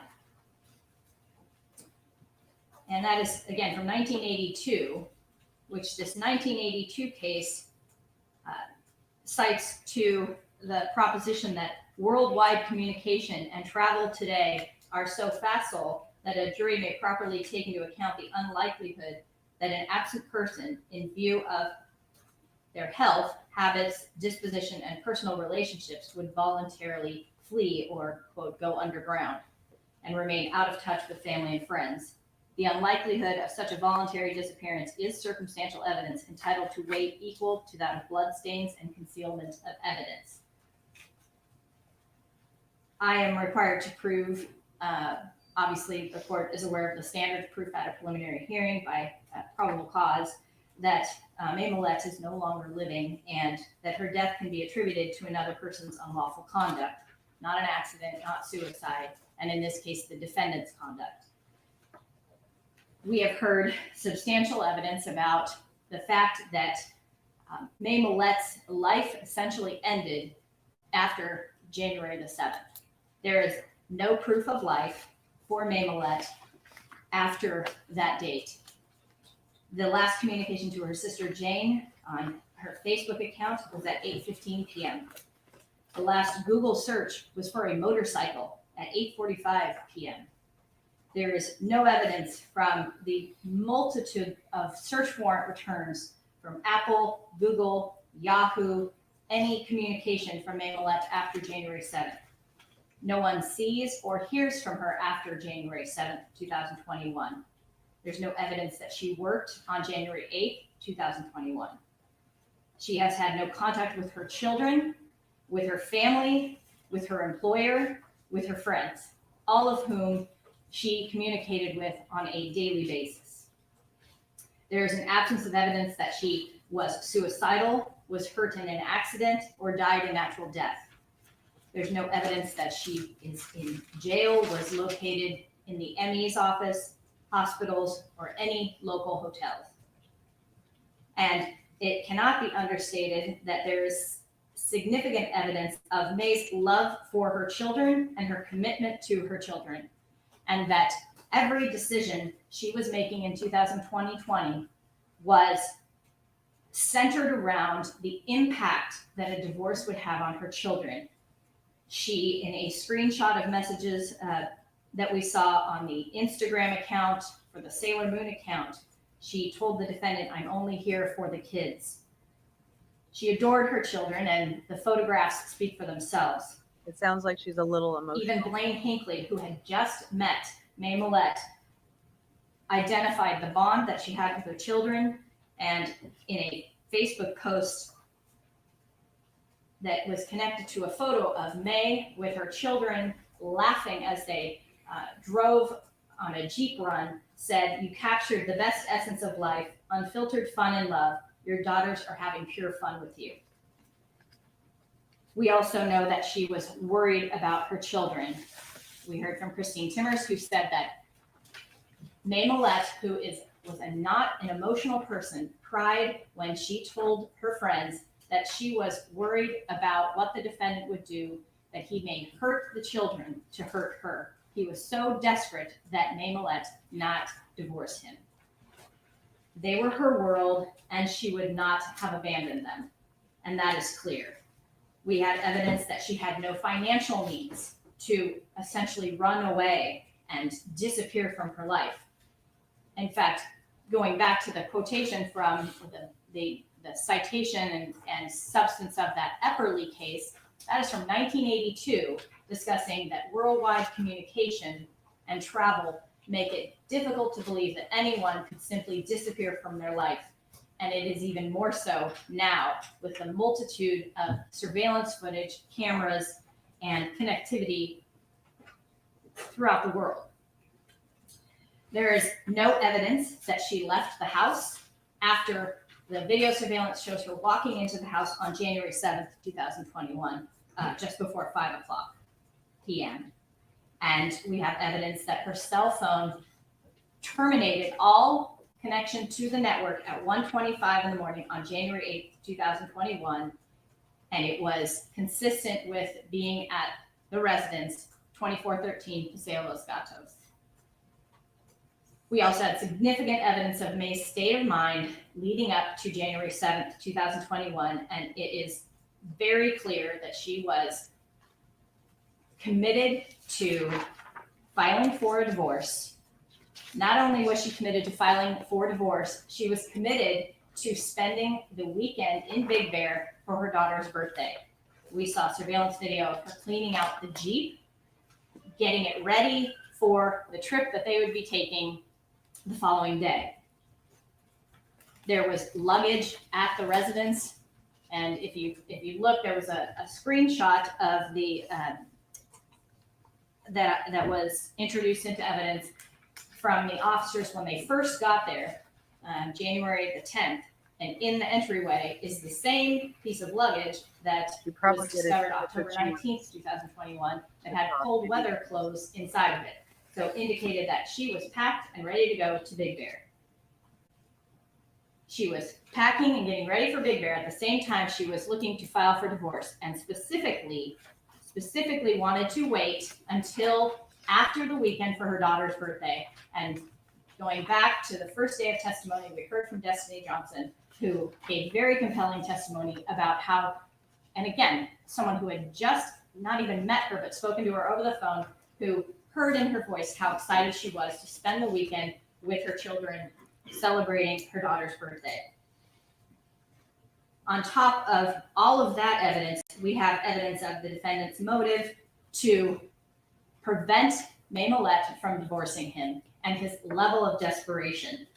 We have messages that he exchanged with Genesis Tabalanza, we have evidence that he had been in a desperate mindset to track his wife, put the children's phones in her car to make sure he could track her at all times. And he did not want to share custody of the kids. And what a divorce would mean would be sharing custody of the kids. And he told Genesis on September 23rd, I told her my intent is for her to lose her job and I get 100% custody of the kids. I don't want to share custody. I just want the kids. And then we have very compelling state of mind evidence that frankly is more unique than any case I've seen, where the defendant is admitting to these spellcasters that, again, the only reason his wife hasn't left him is because he threatened to go to her command. He had taken all steps to humiliate her, ruin her, and shame her, and that had failed. He had no other option, and that afternoon, we have messages where he is saying, I'm about to lose it. I'm shaking inside, ready to snap. And then January 8th, he is nowhere to be found. We see the repositioning of the Lexus in the driveway, backing into the garage to load what he says is trail mix and tangerines. And that day, his phone is off for 12 hours, which is inconsistent with his historical activity. And his boss can't find him. He's not shown up for work. And I want to point out, because this wasn't in the exhibits, we have Courts Exhibit 11, which are the screenshots of Terry Fonville's text messages. And then we also have Courts 30, which are the SMS messages that were obtained via the T-Mobile warrant. And the court may notice that there are messages in the screenshots of Terry Fonville, one of the defendant's close confidants, that are not present on the screenshots. So in other words, the screenshots of the messages on his particular phone don't contain the messages that we learned about through the SMS, the T-Mobile record return, that contain actually a message on January the 7th, I'm about to lose it. In addition to some screenshots of messages that Millete was sending to the defendant, and the defendant was screenshotting or sending copies of those messages to Terry Fonville. Those also are in the SMS, the T-Mobile records. They are not on Terry Fonville's, in the screenshots of his text messages. And we have evidence of the defendant sending screenshots or excerpts from text messages that Millete was sending to him. And so we know there was text message exchanges between the defendant and Millete that week. Specifically, January 6th at 10:03 a.m., there's a screenshot of messages from May's text. I should have left a long time ago, and this time I'm not going to look back and say that again.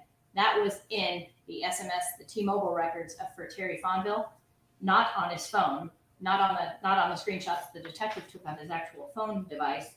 And then in two of the different spell exhibits, 27-67 and 27-71, that same language, I should have left a long time ago, and this time I'm not going to look back and say that again, is in those exhibits to the spellcasters, which just indicates that the defendant deleted all of his messages only with his wife, Millete, prior to January 9th, 2021, which I would submit is a significant consciousness of guilt. And then, as the court is aware, a significant change in behavior, activity, mindset, in that on January 9th, he now has shifted his focus to the person he believes is responsible for the demise of his marriage. And he no longer wants to hex or gain control over his wife, which he's been obsessed with the entire previous year. Millete did not just fall off the face of the earth. She lived for and adored her children. She would not and did not leave voluntarily her children. She loved them, Lara, Melanie, and Lazarus, with all her heart. There is no evidence of anyone else having any animosity towards her. She loved her family, her children, her friends, her career, and her But life. again, And she had every intention of living and continuing to live after January 7th, 2021.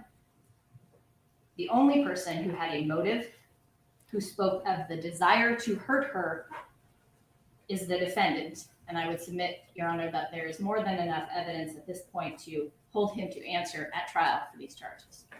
And with regard to the assault weapon, I'll address any question about that. I think that was fairly clear from Agent. what? No, you can't do that. I guess they don't want us to see. I guess they don't want us to see.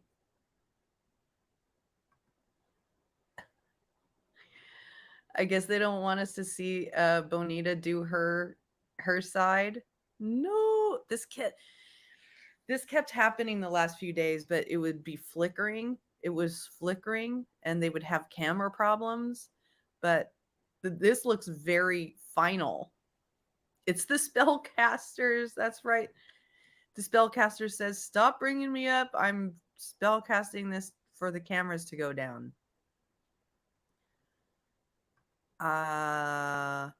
Well, we can sit here a minute and wait for it to come back up, because I do want to hear if, what Benita has to say, if she has to say anything. But yes, I did notice that he looked very concerned. He looked very concerned. I thought that was a very, very powerful summation. Now, someone said, I think it was not Paul Catherine, that there was going to be a ruling today. Did you guys hear that there was going to be a ruling or something? A bench ruling? My understanding is usually with these preliminary hearings, the judge takes everything under advisement and makes a ruling later. If there's going to be a ruling today, I'm super bummed that they cut off the feed. And I'm looking around now to see if there's something else that I can find. What the heck, man?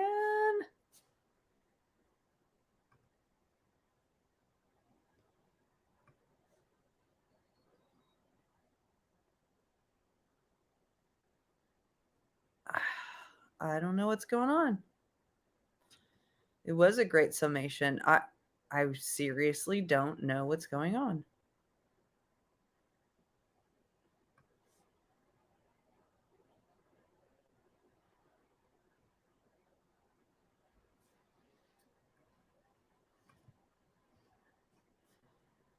What the heck?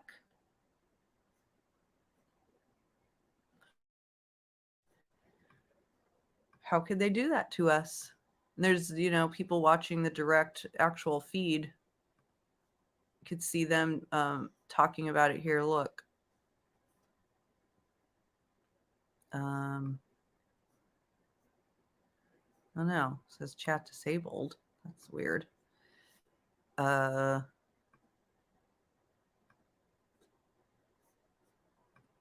See how the chat's like, what's going on?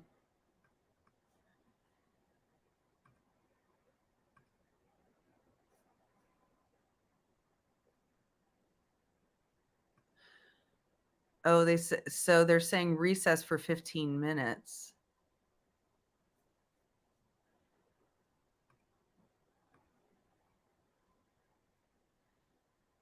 All right. Well, maybe I had it. I guess they decided to do a recess for 15 minutes, but didn't keep us on. But I guess what I want to know is what are they going to be doing a ruling? Are they going to be, is the judge going to do a bench ruling, or is he going to take it on advisement? Yeah.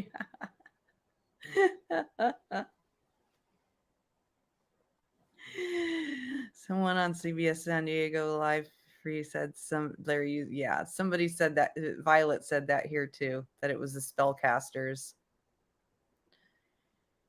I mean, I think it's true. Like, I think the judge could make up his mind immediately too. I think it's pretty clear too. I mean, I just don't know if there's any like procedural rules that they have to follow where they can't make a bench ruling. But because I'm not a lawyer, I don't get to pontificate about that. I only get to analyze what I'm seeing here, from my layman's perspective. Lester, what you missed, and I'll recap for people here. Basically, the investigator that testified yesterday about all the spell casts came back on today and was cross-examined by Bonita. And Bonita did the same thing she's done every day. Is she was disorganized. She asked questions that had to be reformatted as questions of few different times. She tried to go in directions. Her initial set of questions were trying to imply that Maya took out a large sum of money from one of their accounts when in something like 2020 or sorry 2019, and to imply that she withdrew a large sum of money to live on. The investigator that was on stand was fantastic. He wouldn't take any of her questions at face value, didn't answer them at face value. She tried to go into territory that he hadn't testified about. And I agree with Nicole here. Her questions did more harm to Larry's defense than good. She, if this goes to trial, which it looks like it will be, I would be shocked. I think we should all be shocked if this doesn't go to trial. But if he uses this same attorney at trial, then he'll have a very good case for ineffective assistance of counsel. I think it's interesting that this defense counsel, who has clearly very little, if any, trial experience, is insisting on asking all the questions of all of the witnesses. Competent defense attorneys, when they have a team, she clearly has a team. There's another lawyer sitting there at the table. They divide up responsibilities and they take, different witnesses. If you watch the Depp versus Heard trial, you saw that there were different attorneys that took different witnesses for questioning. And back at 11:05, okay, thank you. So this particular attorney seems to want to doesn't really know how to kind of delegate responsibility, make sure that make sure that they are able to concentrate and focus and have do a divide and conquer kind of strategy. I would assume when it goes to trial, Bonita will be removed because I think they might go for the death penalty. Yeah, that's possible. Although, California and the death penalty have a weird history. I don't think anyone has been executed in the state of California for something like 30 years. So it would be interesting if they tried to go for the death penalty in this case. I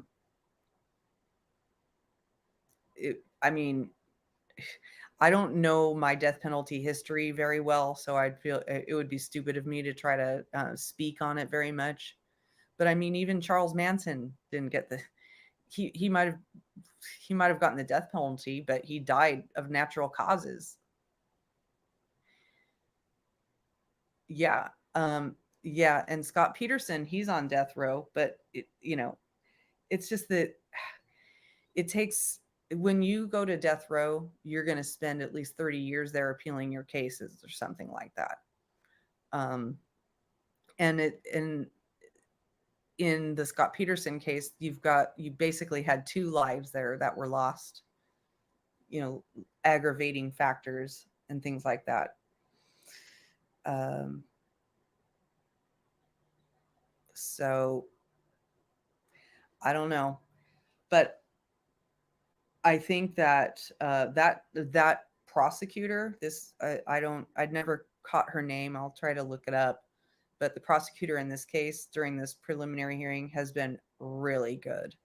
She's quick, she's organized, she had everything together.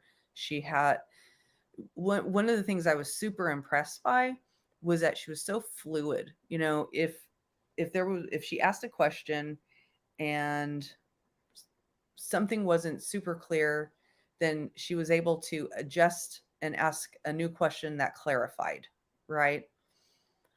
I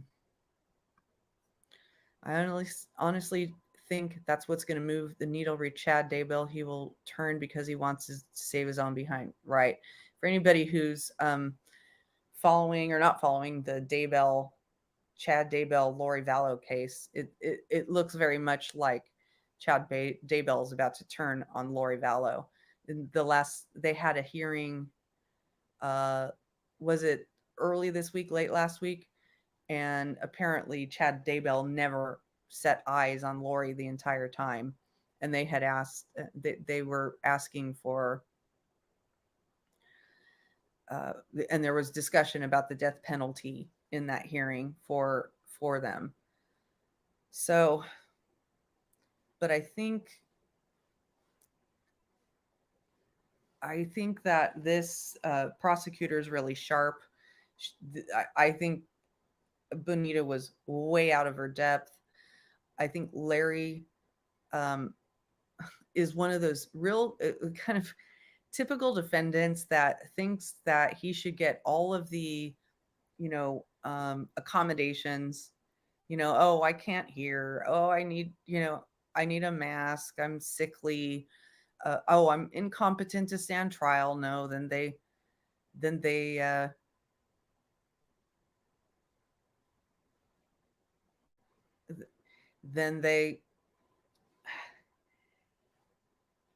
I don't know. They use every excuse in the book.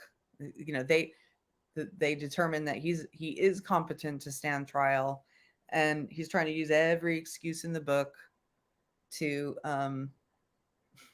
blame shift this horrible situation on somebody else.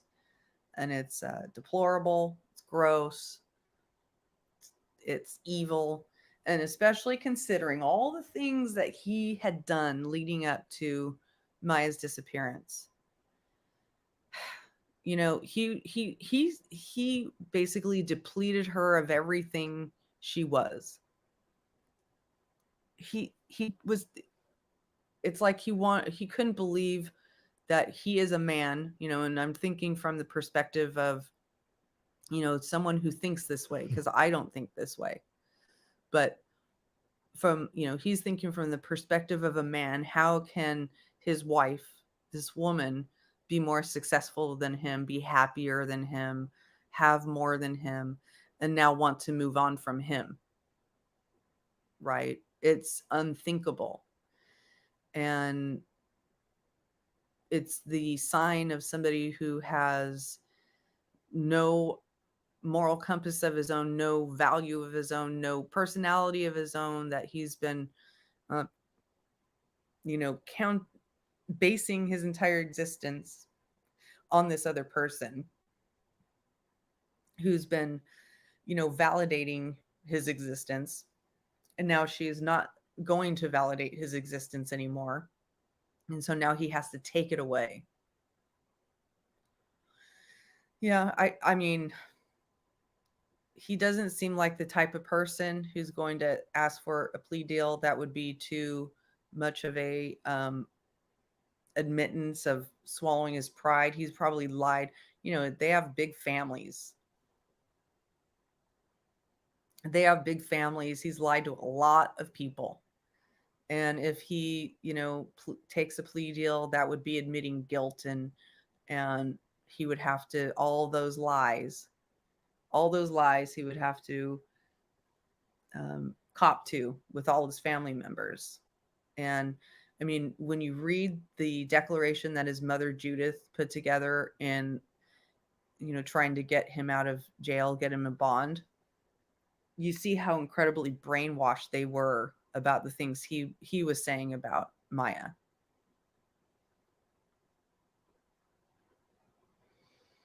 Oh, that's interesting. I didn't know that. Plus, the drugs California used for the lethal injection are not available for sale anymore, and we're not going to bring back the electric chair. Yeah, that's interesting. I didn't know that.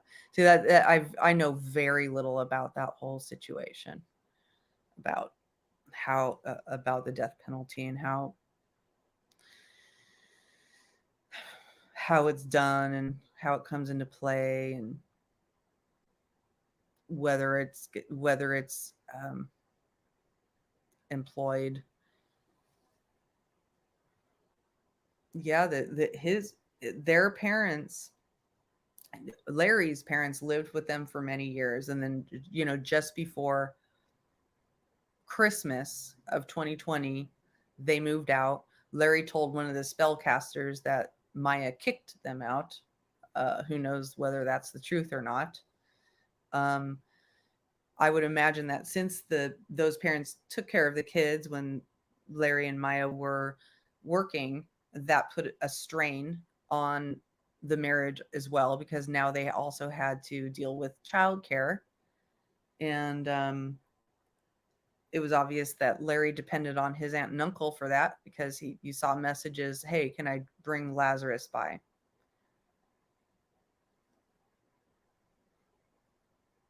Interesting. The company that makes the drugs aren't allowing for their use in the, I think you meant, death penalty anymore. So that's why a lot of states are bringing back alternative methods. Interesting. Very interesting.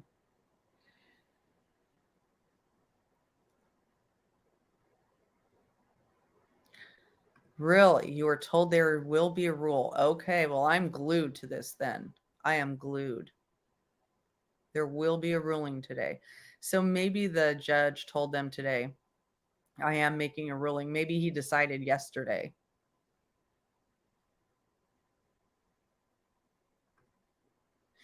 Yeah, I mean, that would point the fact that he asked them to leave, so I'm assuming that you're getting that information from Maya's family, that he asked them to leave. He's saying she kicked him out. I'm not sure if is there any proof of what actually happened, but I'd be more inclined to believe her family than him, of course. I mean, duh. But it does point to premeditation, in all honesty. He didn't want them to be there. He was feeling himself snapping.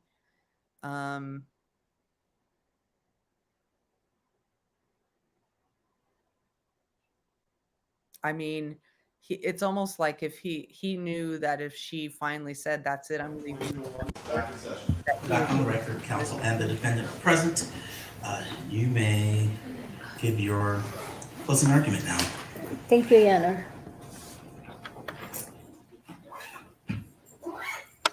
Your Honor, it is a common belief when there is no body, that there is some mystery about the disappearance of May Millete on or about. They don't even know, Your Honor. They said it's either January 7, 2021 or into January 8, 2021. They themselves don't know when exactly, what time, what date, how did she die. They didn't tell you.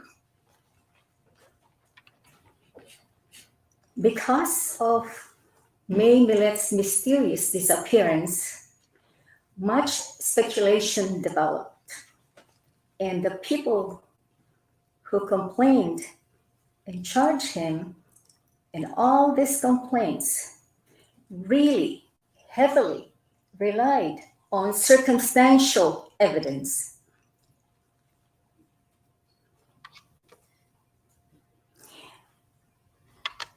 Even with all the elaborate apparatus of modern publicity, media, Facebook, internet, what have you, and multiple agency efforts in locating a body has not been successful. This could mean that they should be looking for Maya among the living and not among the dead.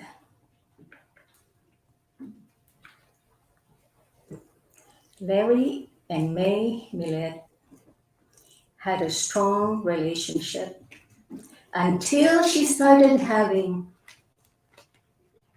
marriage problems, until she had a relationship with another man. Her sister told you that. That is the beginning of her problem.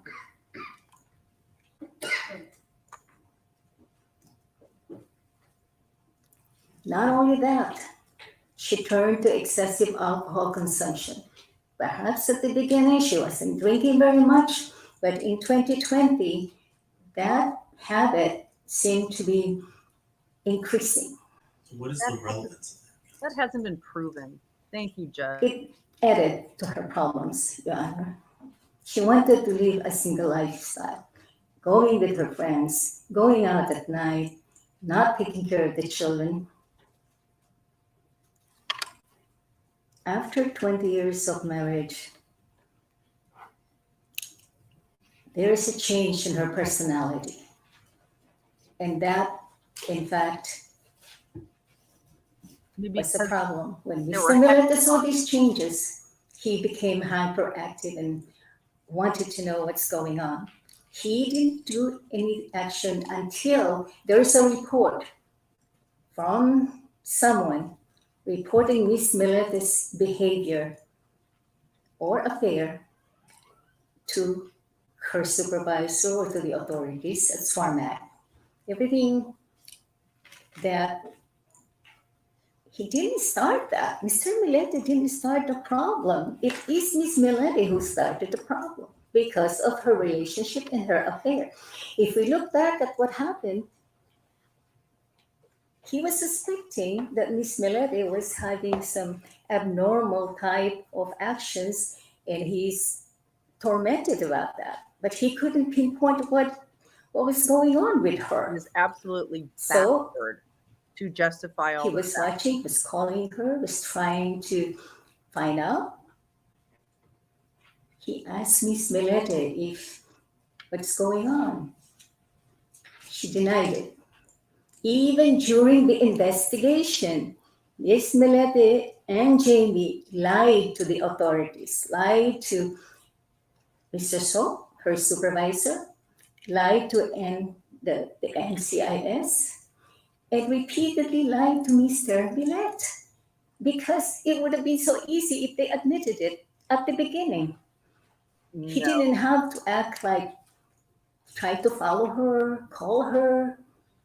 And she got aggravated because he's trying to call her too many times. But what kind of reaction would you expect from a man who now has this knowledge that someone in the office, in his wife's office, was now reporting Broadcast about and this? control Obviously, subliminal messages. he would be tormented, upset.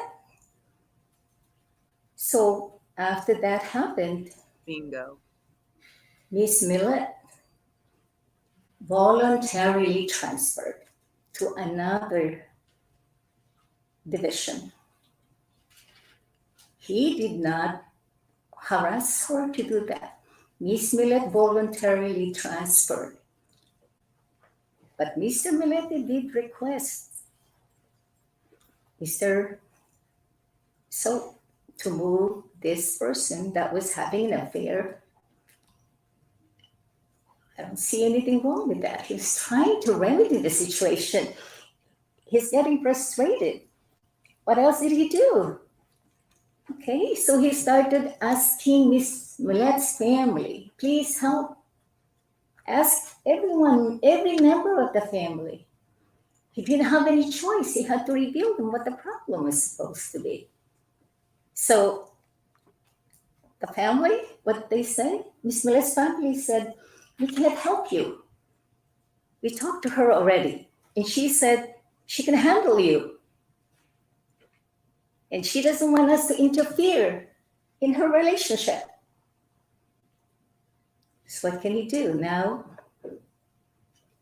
Miss Millete got angry because her husband was telling the family about her. She didn't like that. But the family asked Miss Millete if the affair was true or not. Miss Millete denied it. I don't think so, Kathy. She denied it to the entire family. So what would the family say? You're not, we talked to her. She said it never happened. The same thing with Miss Millete's friend. She kept it, the affair was kept a secret from everybody. But if she was just honest to come out and accept the fact that she was having an affair with this person, it would not have gone that she would have to resign, She wouldn't be she would dead. have to move, and the fights continued. Obviously, the fights would continue because she's still denying the affair, the relationship. So then, She also said she just wanted a divorce. right, Or She didn't wa- like the Exactly. she wanted the divorce. He didn't like it. He didn't want the divorce. He believed Yeah. 20 years there was nothing wrong with that. He remembered the promises that they had, and it's against his religion. He didn't believe in divorce. His family didn't divorce. So he even went to a pastor. I mean, he tried every avenue that he knew about. What else did he do? He bought her everything she wanted. She wanted a Jeep, he gave it to her. Everything that she wanted. She wanted to go on vacation, trips, shopping, She wanted a $700, divorce. $1,000 shoes in one She day. wanted a divorce. He did not try to stop her in what she wanted, except that one thing, he is not going to allow her to go and continue having this affair. So what happened? One day, Worst he discovered them together. situation I've ever heard. He did not snap. He did not curse that man who was with his wife. He just simply asked, "What are you doing here with my wife?" He's calm. He didn't jump into any conclusion. And so what happened? Mrs. Millete then started crying and confessing to him. For the first time, she admits to him the affair. Right there. What's his reaction? He did not snap. He went on to help her go back to where she was staying with Genesis and JR, help her pack her belongings, took her back into their house at Paseo Los Gatos. He didn't strike her. He didn't do anything violent. And with open arms, he took her back. They promised to go to counseling. She didn't want to go They back. did. However, counseling didn't work. Why? Because Miss Millete continued to have the affair with Jamie. She didn't stop. But Mr. Millete didn't know that. She came back and resumed the affair with Miss Jamie, while Mr. Millete was trying to do everything he could to show to his wife how much he loves her. You heard from all of these witnesses, from the Avalanza family to Miss Millete's friends, they never observed or witnessed any physical violence during all the time that they know both of them. Not one of the family members or the friends told you that they have seen Mr. Millete harm his wife. The only thing that they know and remember, he repeatedly told all of them how much he loves his wife. In fact, Miss Millete wrote this letter dated August 29, 2020, when they were together. She said, "Dear Larry, you are right. You are right," he wrote. That's the first sentence. "I am not myself anymore. I've turned into this bitter, angry person who is careless with her words." She admits that Larry is right. Well, of course, Larry didn't do anything wrong. He was not the one who's unfaithful. He's not the one who's cheating. So, but a reaction from a husband to try to follow what your wife is doing each day, where she is, who is she with, that could be a reasonable reaction when you now know that your wife is having an affair with someone. It wouldn't be abnormal if you are in his shoes. Maybe other men would even have a different reaction, maybe violence. But no, he still come. So The what spell happened? casting was They violent. resume the relationship as husband and wife. But I can see the problem more clearly. Miss Millete was not happy with what was going on in her life. Her work was her priority and identity. She moved So she out would just of leave that that? job, which she loved very, very much. In fact, she often stated that her work is her identity.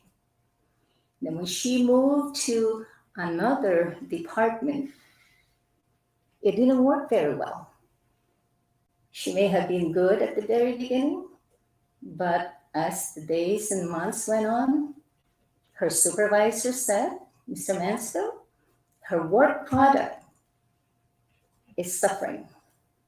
That is a problem for her because now Mr. Mansfield wants to talk to her about her work product.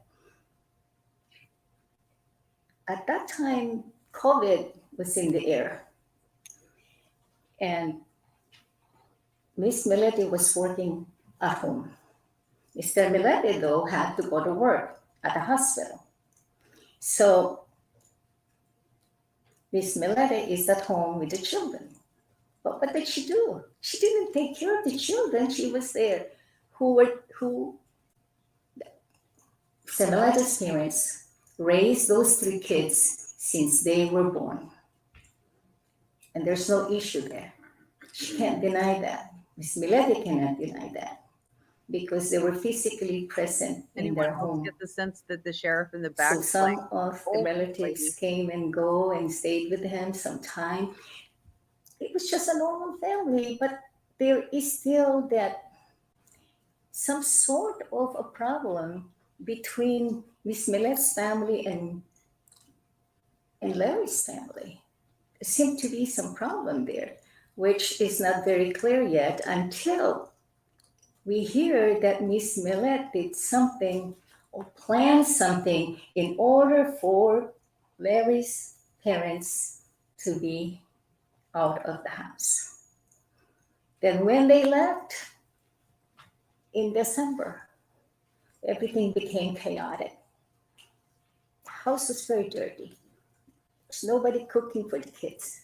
Now this problem is spiraling, increasing because they needed childcare. That's a big problem. Why wasn't They Larry were fighting doing about things? that. Why They were wasn't not only Larry doing fighting about Miss Millete's parents to come in and babysit and take care of the kids. They were fighting about scheduling, who's going to do this, what's going to happen. It's not only the affair because Mr. Millete did not know that Miss Millete was continuing to see Jamie. So one day, he finds out that they were still doing the same thing. So what does he do? He calls Jamie and tells Jamie. Still, he did not go and attack Jamie. He did not go and confront Jamie physically. But what did he do? What, he should get brownie points He for that? called Jamie's wife. He called spellcasters. He called And they Jamie's wife. spoke. That's horrible. And Jamie's wife, now hearing about the affair, calls Mrs. Millete and talks to her. I don't know if those were facts. There were a lot of facts, not in evidence, but I'm Well, that's a little bit argument, more. so I'm So it's reading. argument. That's a little bit more important. Okay, so now on, I believe they spoke around January 2020. Then so now Miss Millete is really having this terrific pressure. What does she do? I think I just She heard a big calls sigh and from looks the- for a divorce lawyer. She found one, and she wanted to go and see the divorce lawyer. However, she kept it a secret from Mr. Millete. She didn't tell him that she set an appointment. Okay, so that, Objection, that states facts, not in evidence. She told him she's Speculative. leaving him. well, she told the intake person from the Broaden Law Group. She said, I don't want to go there physically because he might follow me and, it would mean trouble. So she said, I'm just going to do the consult over the phone. But there is something really, really puzzling about that phone call. This statement where Miss Millete was saying about, if something happens to me, it's Larry, or you always, meaning Mr. Millete, you always wish for me to die, or you wish death on me always. It's really very strange. You're now talking to Broaden personnel, and you don't tell that pieces of information that would have been so important. And you heard from Ms. Johnson. That was not stated when she had consult, because Ms. Johnson was in fact telling Ms. Millete, I think you should come tomorrow because we might do a restraining order. No, Ms. Millete doesn't want to do it right away. She wanted to wait. For her daughter's So- birthday, It lady. didn't worry her at all. Now, with all that going on, with all wish the we pressure could on back. January 7th, with all the collapsing of her world, problems with the embarrassment that she had, the humiliation, the swarm at. Now the problem with NIWC with her work product. Also now there's no child care. There is now fighting between the two of them. The house is chaotic state. What else? Mr. Millete told her, I'm going to reopen an internal affairs investigation. What does Mrs. Millete do? Given that statement from Mr. Millete, she now calls Warmat Mr. So, her former boss. Why? Why would you call your former boss? She told him Mr. Millete was threatening an internal affairs investigation. She alerted Mr. So. So, why alert him? That's the In professional. addition, thing Ms. to do. Millete believed that if Mr. Millete is going to report the affair, it will be discovered that Jamie and Mrs. Millete lied to the investigators at NCIS. So she was in a tight spot. She has to disappear. She has problems with divorcing him because if she divorces him, what will happen? She can't pay the mortgage. She was making more money than Mr. Millete. Mr. Millete was working very hard, work overtime to meet all these expenses. Her whole world is collapsing. Mrs. Millete has to go away. She's not What making happens? any sense. She calls Jamie. She talked to Jamie on January 7th, 2021. Objection assumes we're arguing facts, not in evidence. I believe that was it. Of an affair between colleagues. Then she locks herself And that after guy the said he argument. wouldn't have been. She locks herself in her bedroom. In fact, she had kicked out Mr. Millete already. This man had taken so much beating from Miss Oh my Millete. God. And his reaction? He cooks food for her and brings it up to her in her room. He does everything for her. Buys her the jeep in November. Okay, When now in fact, Miss Millete already said, I don't want you. I don't want you to be my husband. I want a divorce. I want separation. He still buys a jeep for her and get himself in debt. So now it's Mr. Millete believed he did everything he could. In order to cope, he had to do something. He talked to Genesis. Genesis and Mr. Millete were discussing about the, Council, I want you okay, to really get to the probable cause issue, because I want to finish this Okay. woman, and Ms. Bowles needs to give a rebuttal, and I have I have to make my ruling. I know, Your Honor. I know. Let me just add this fact that was presented to you.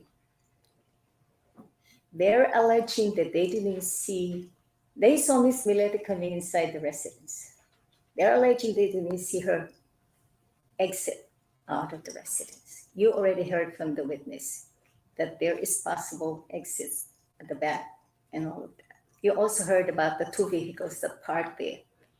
And it's possible that somebody was waiting for Miss Millete to come out and, because that vehicle was there parked for over 2 hours.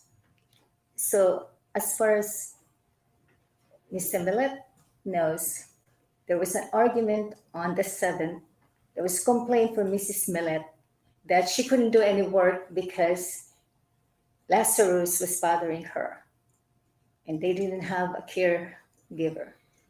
So Mr. Millete took Lazarus very early in the morning to the beach, and they were there the whole day. They came back. He took care of his child he lied to people about that. and then took care of the children at home. He didn't find out that Miss Millete was not in the house until they opened the door and she wasn't there. He can tell you he loves his wife very much, and he did not kill her. Ms. Bowles, briefly. Very briefly, Your Honor, I will No case submit law. to the court, and I know the court was taking copious notes throughout the hearing, so I will not go through the multitude of facts that I believe were misstated in Ms. Martinez's argument. I only want to highlight a few, which are that there is absolutely no evidence that May Millete was engaged in excessive alcohol use in 2020. There's no evidence that she was not taking care of her children. In fact, there is substantial evidence that that was her main concern, as I stated before. The August 27th letter that was read also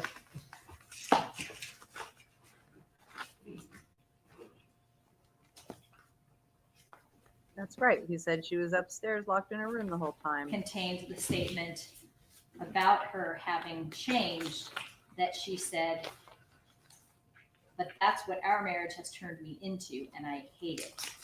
I hate that you get me so angry all the time, and you speak so righteous while I speak so bitterly.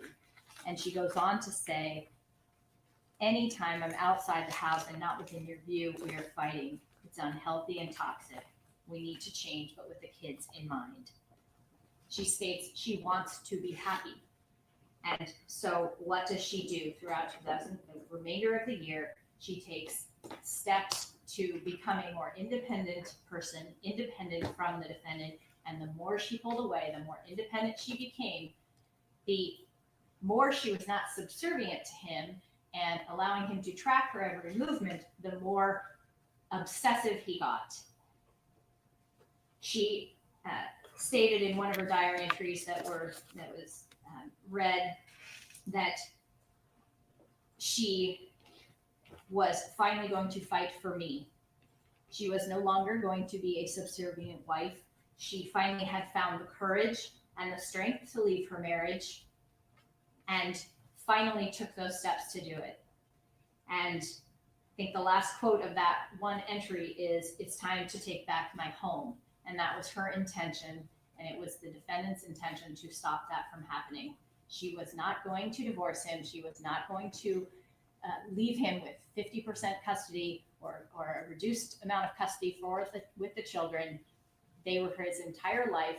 He was obsessed with her. They're maintaining their family as a family unit. And when that was threatened, he had to take the action that he did. They were never going to be divorced, and he made sure that that happened. And again, I would submit to you, again, the court has listened to 9 days of testimony and has obviously seen all the exhibits. So I will submit to the court that, again, there is more than enough probable cause to bind over for trial. Yes, ma'am. The purpose of a preliminary hearing is to determine whether a defendant charged with a felony should be held for trial. There are several burdens of proof under the law. There's proof beyond a reasonable doubt to sustain a conviction for trial, clear and convincing evidence for civil, juvenile, and family court findings, preponderance of the evidence for civil findings and criminal motions. And finally, there's the probable cause findings for preliminary hearings. This hearing requires the lowest burden of proof standard under the law. Penal Code Section 872 states that if it appears from the examination of a public office, Penal Code Section 872 states that if it appears from the examination that a public offense has been committed and there is sufficient cause to believe that the defendant is guilty, the magistrate shall order that the defendant be held to answer for the charges. The term sufficient cause is generally equivalent to reasonable and probable cause. That is, such a state of facts as would lead a person of ordinary caution or prudence to believe and conscientiously entertain a strong suspicion of the guilt of the accused. Now, this case presents a factual scenario that is different from most homicide cases because the victim's body has not been located. However, this is certainly not the first time homicide charges have been filed against a defendant where no body was found. There is U.S. and California case law dating back more than a century that addresses this issue and provides guidance to the court. And Ms. Bowles, you cited some cases regarding that, but the court has found other cases. For example, People versus Weaver, 2001, 26 Cal 4th, 876, held that causation by a criminal agency may be inferable from the suspicious circumstances surrounding the victim's disappearance. There are two cases called People versus Scott. The first one I'm going to cite is from 1969. People versus Scott, 274 Cal App 2nd, 905, ruled that the corpus delicti of murder consists of two elements: the death of the alleged victim and the existence of some criminal agency as the cause, either or both of which may be proved circumstantially or inferentially. Cases have held that a slight or prima facie showing is sufficient for the prosecution to establish guilt and to satisfy the corpus delicti requirement. Further, production of the body of the missing person, or of evidence of the means used to produce death are not essential to the establishment of corpus delicti or to sustain a murder conviction. People versus Johnson, 1991, 233 Cal App 3rd, 425 held. The prosecutor is not required to establish the corpus delicti by proof as clear and convincing as is necessary to Larry's turning establish pale. the fact of guilt. Rather, slight or prima facie proof is sufficient for this purpose. To meet the foundational test, the prosecution need not eliminate all inferences tending to show a non-criminal cause of death. Instead, the foundation may be laid by the introduction of evidence that creates a reasonable inference that the death could have been caused by a criminal agency, even in the presence of an equally plausible non-criminal explanation of the event. This case of People versus Johnson actually provides some good guidance to the court, and I'm going to cite from the text of People versus Johnson at 439. Reading from Johnson. First, the circumstances of that victim's disappearance suggest that she did not voluntarily leave. She had gone to work that morning and returned home to change into proper working attire. After changing, she left and was never seen again. The victim in the case of Johnson left behind such important items as her wallet containing a driver's license, social security card, check cashing card, Jimco department store membership card, a letter informing her of her GED test score, her nursing certificate, an employment registration card, educational transcripts, and letters from her grandmother and sister. The court wrote, "It seems unlikely that having taken the trouble to conform her dress to the requirements of her job, that victim left her home and such significant personal belongings only to run away." Further reading from the Johnson opinion. Second, the fact that after her disappearance, that victim never contacted members of her family with whom she had fairly close relationships tends to establish that she did not leave home willingly. The record in Johnson showed that before her disappearance, that victim had regular contact with her sister, her brother, and her mother.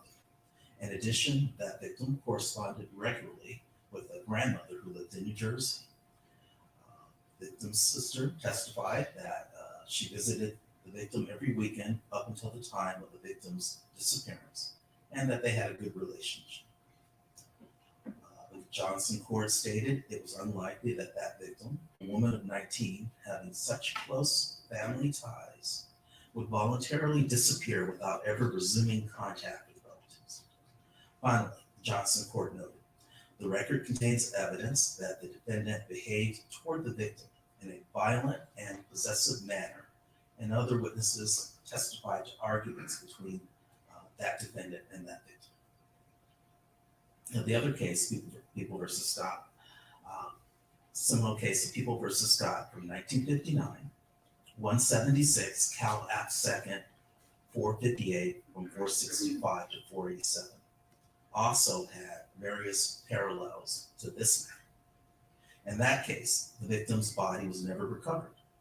However, the court found that the corpus delicti requirement was met based on facts that are similar to the evidence that has been presented during this preliminary hearing. The Scott court noted that to accept the defense theory that the victim had simply run away, the court would have to find that the victim abandoned a house, significant wealth, numerous close friends, and personal items such as that victim's eyeglasses and dentures. Now, similarly, in the matter before this court, to accept the defense theory of the case, the court would have to be convinced that Ms. Millete abandoned her life, which included 3 young children whom she adored, an ailing mother, siblings with whom she was incredibly close, ownership of $1 million home, a 6-figure income from a thriving professional career, personal savings and wealth in the form of stocks, expensive purses and jewelry, extremely close relationships with friends, and her newly purchased beloved Jeep Wrangler Rubicon. Further, the reasoning from People versus Johnson is also useful here. The Johnson court noted that the defendant in that case was possessive and violent toward the victim. And just like the victims in Scott and Johnson, Ms. Millete has left behind such important items as her government identification, wallet, and credit cards. The court finds that the corpus delicti requirement has been met for sufficiency of the evidence. Given the sufficiency of the evidence finding, the court will also turn to briefly the defendant's statements. Mr. Millete gave inconsistent statements to Millete family members and the police, statements which the court finds support the prosecution's theory of the case. Additionally, there's a marked contrast in the defendant's actions before Ms. Milliete's disappearance and afterward that provides a strong suspicion of his guilt. Based on the evidence adduced during this preliminary hearing, it appears to the court that there is probable cause to believe that the offenses charged in counts 1 and 2 have been committed and that the defendant is guilty thereof. It is therefore ordered that the defendant be bound over for further proceedings in the Superior Court. Send up hearts for Maya, y'all. You need arraignment? Hearts for Maya. Immediate arraignment, Your Honor. All right, then please arraign him on the complaint that is now deemed the information. Have you received a copy of the complaint that is now deemed the information? I think she's almost ready. Well, you have the complaint, you've had it for quite some time. You can provide her with a copy of the complaint and deem the information. And Your Honor, just in terms of some housekeeping, I had spoken with counsel and Madam Clerk.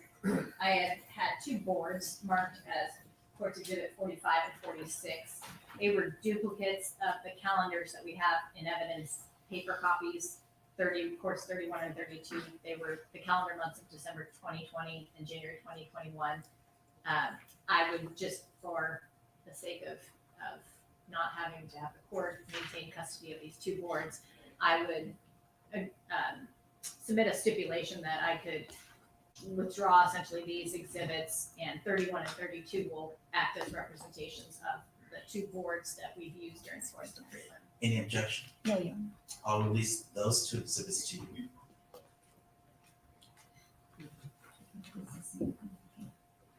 Should we proceed with the arraignment? Yes. Your Honor, we receive a copy of the complaint, and the defendant has the opportunity to look at it. It's the same charges, and Does his true name appear on the complaint that's now deemed Yes, the Your Honor. information? he's been advised of his constitutional rights and advance all defenses and pleads not guilty. The not guilty plea and denial of allegations will be accepted. The defendant's true name is reflected on the information, and he has been advised of his constitutional and trial rights. Thank you, Your Honor. Sir, you have a right to have your jury trial held within 60 calendar days of today. Do you waive that right and agree to continue the case to the date requested by your attorney? Yes, Your Honor. It will show that he has entered a time waiver, and the following future dates are There will be a status conference on March 22nd at 8:30 in Department 16 of the South Division, and jury trial on September 13th at 9 a.m. in Department 16 on the South Division. September 13th. I think she maybe had wanted the 14th. Did you want the 14th? Is what, 14th? It's September 14th. September 14th at 9 a.m. in Department 16 for backup jury trial. And Your Honor, I did want to address one other matter, and I neglected to check on dates with Madam Clerk on this, but I did also want to request that the court revisit the modification to the CPO that was made, I think it was now several months ago, that allowed the children to exchange letters with their father, the defendant, based on the evidence that the court has received in this preliminary hearing and the conduct and mindset of the defendant that's been presented. I would ask that the court reinstate the original protective order that precludes any contact with the children. And we did discuss that off the record this morning, and you've You're welcome, indicated that Leslie. there is a guardian ad litem It's that's the been least I can appointed do. from one of the other courts, and that individual has been ordered to, well, I've made the order that any letters from the defendant are to go through the GAL for them to determine if it's appropriate. And do you have any information for me indicating that he has violated a court order or is expressing information in these letters that would influence the children's testimony? And I'll back up also, I asked you if you believe that they will be witnesses in the proceedings. Well, I think that they certainly are potential witnesses, given their proximity to the time, the date and time of what we believe to be the death of their mother by their father. And I think there was testimony about, one of the children's statements being very similar to the defendant's. And I would say probably whether or not the letters are indicative of an attempt to persuade the children might be open to interpretation. But I do know that there was some concern about the volume of letters that was being sent to the children by the defendant. So I do think that there is a concern, especially given that we have had testimony about his attempts at manipulation and control, and his influence with the children would be concerning, given the fact that they are witnesses, potential witnesses to testify in this case. So that is the basis of my request at this point. I'd like to hear from the guardian ad litem regarding the frequency of letters, the volume of letters, and whether there's been anything that the guardian finds to be inappropriate discussed in the letters. I think it's important that he have contact with the children as long as it's not in violation of court order. The limited amount of contact that I put in place, I think is fine as long as the letters aren't talking about the court or the court proceedings or in any way designed to Going to influence trial, the Marie. testimony of any of the potential witnesses. So we can have another hearing where we can address it in full, and at that time, when I've heard from the guardian ad litem, I'll make a determination, or the court will make a determination as to whether the criminal protective order should be modified. Do you want to hold it in front of me, or let it take place in South? Hey, Lola. Well, I think at this point, probably the court's jurisdiction is back in South Bay after the bind over. So procedurally, The case was assigned to me for all purposes when I was supervising in South, but I thought it would have concluded when I was supervising in South. So right. now I it's- guess I don't. back. That's fine. I understand. Now it's back. Supervising Judge Hanley can hear the matter. And perhaps I can just add it on calendar for Judge Hanley to hear, and perhaps he would then send it back to you to hear the request, given that you presided over the preliminary hearing. I'm talking about procedurally. I know at this point, we've now set it in Department 14. 16. I thought for readiness, aren't we in 14? We weren't going. Oh, Not much is happening. Oh, And I've talked I'm just with watching to Judge see if Smith something and interesting Judge happens. Roche and Judge Hanley, and it may well end up with me for Once trial, you but we'll see. Feel We'll see glee based about on Larry's availability. misfortune. okay. So we'll address, I'll address perhaps calendaring the case then to address the CPO with Department 16. Correct. And I'm sure you can find time in an afternoon to have the court here afternoon or Friday morning. There's flexibility in the schedule. Okay. I understand. Before I order them back, I'll hear from the media in regards to their concerns regarding the exhibits, Mr. Goffins. And what I'm going to do is, and I'll note this first, there is a procedure that the Superior Court has regarding the release or copying of any exhibits that have been admitted into evidence. And our public information staff has, I believe, informed you of that.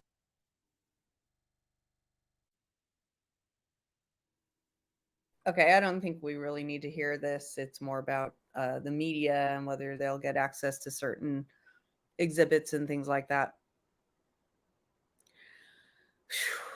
Well, I can tell you, I expected this, but I am definitely relieved.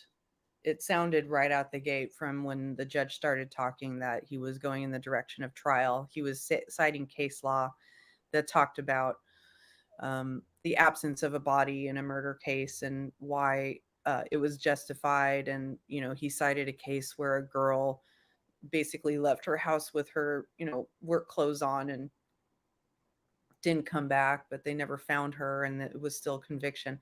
So, yeah, I will be kind of following I'm going to be following the developments on this. I'll definitely be, if hoping they don't outrule cameras in that courtroom in September, because I'll definitely be streaming that. And you know what? I couldn't help but start feeling emotional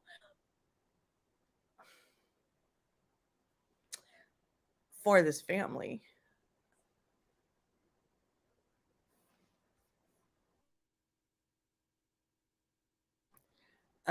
Carrie, since you talked to the family, if you're still here, can you please, you know, they don't know me from Adam, but just let them know that there are a lot of people, and I'm sure they know this.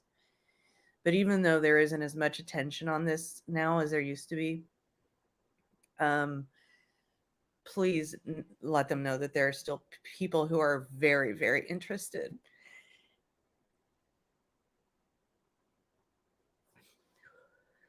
in seeing justice come in this case. So thank you all for joining. Thank you all for the wonderful conversation, the respectful conversation. You've all been great. I usually don't cover trials, but this one's really important to me. And I just very much appreciate that everybody's been so respectful and knowledgeable and not wanting to start crap, because YouTube can be a little bit of a cesspool sometimes. So please remember to hit the thumbs up, consider becoming a member. I do all kinds of different types of videos, but mostly it's about social media, and I do PR analysis, and I cover I do coverage about the true crime community too, because the true crime community here is a little bit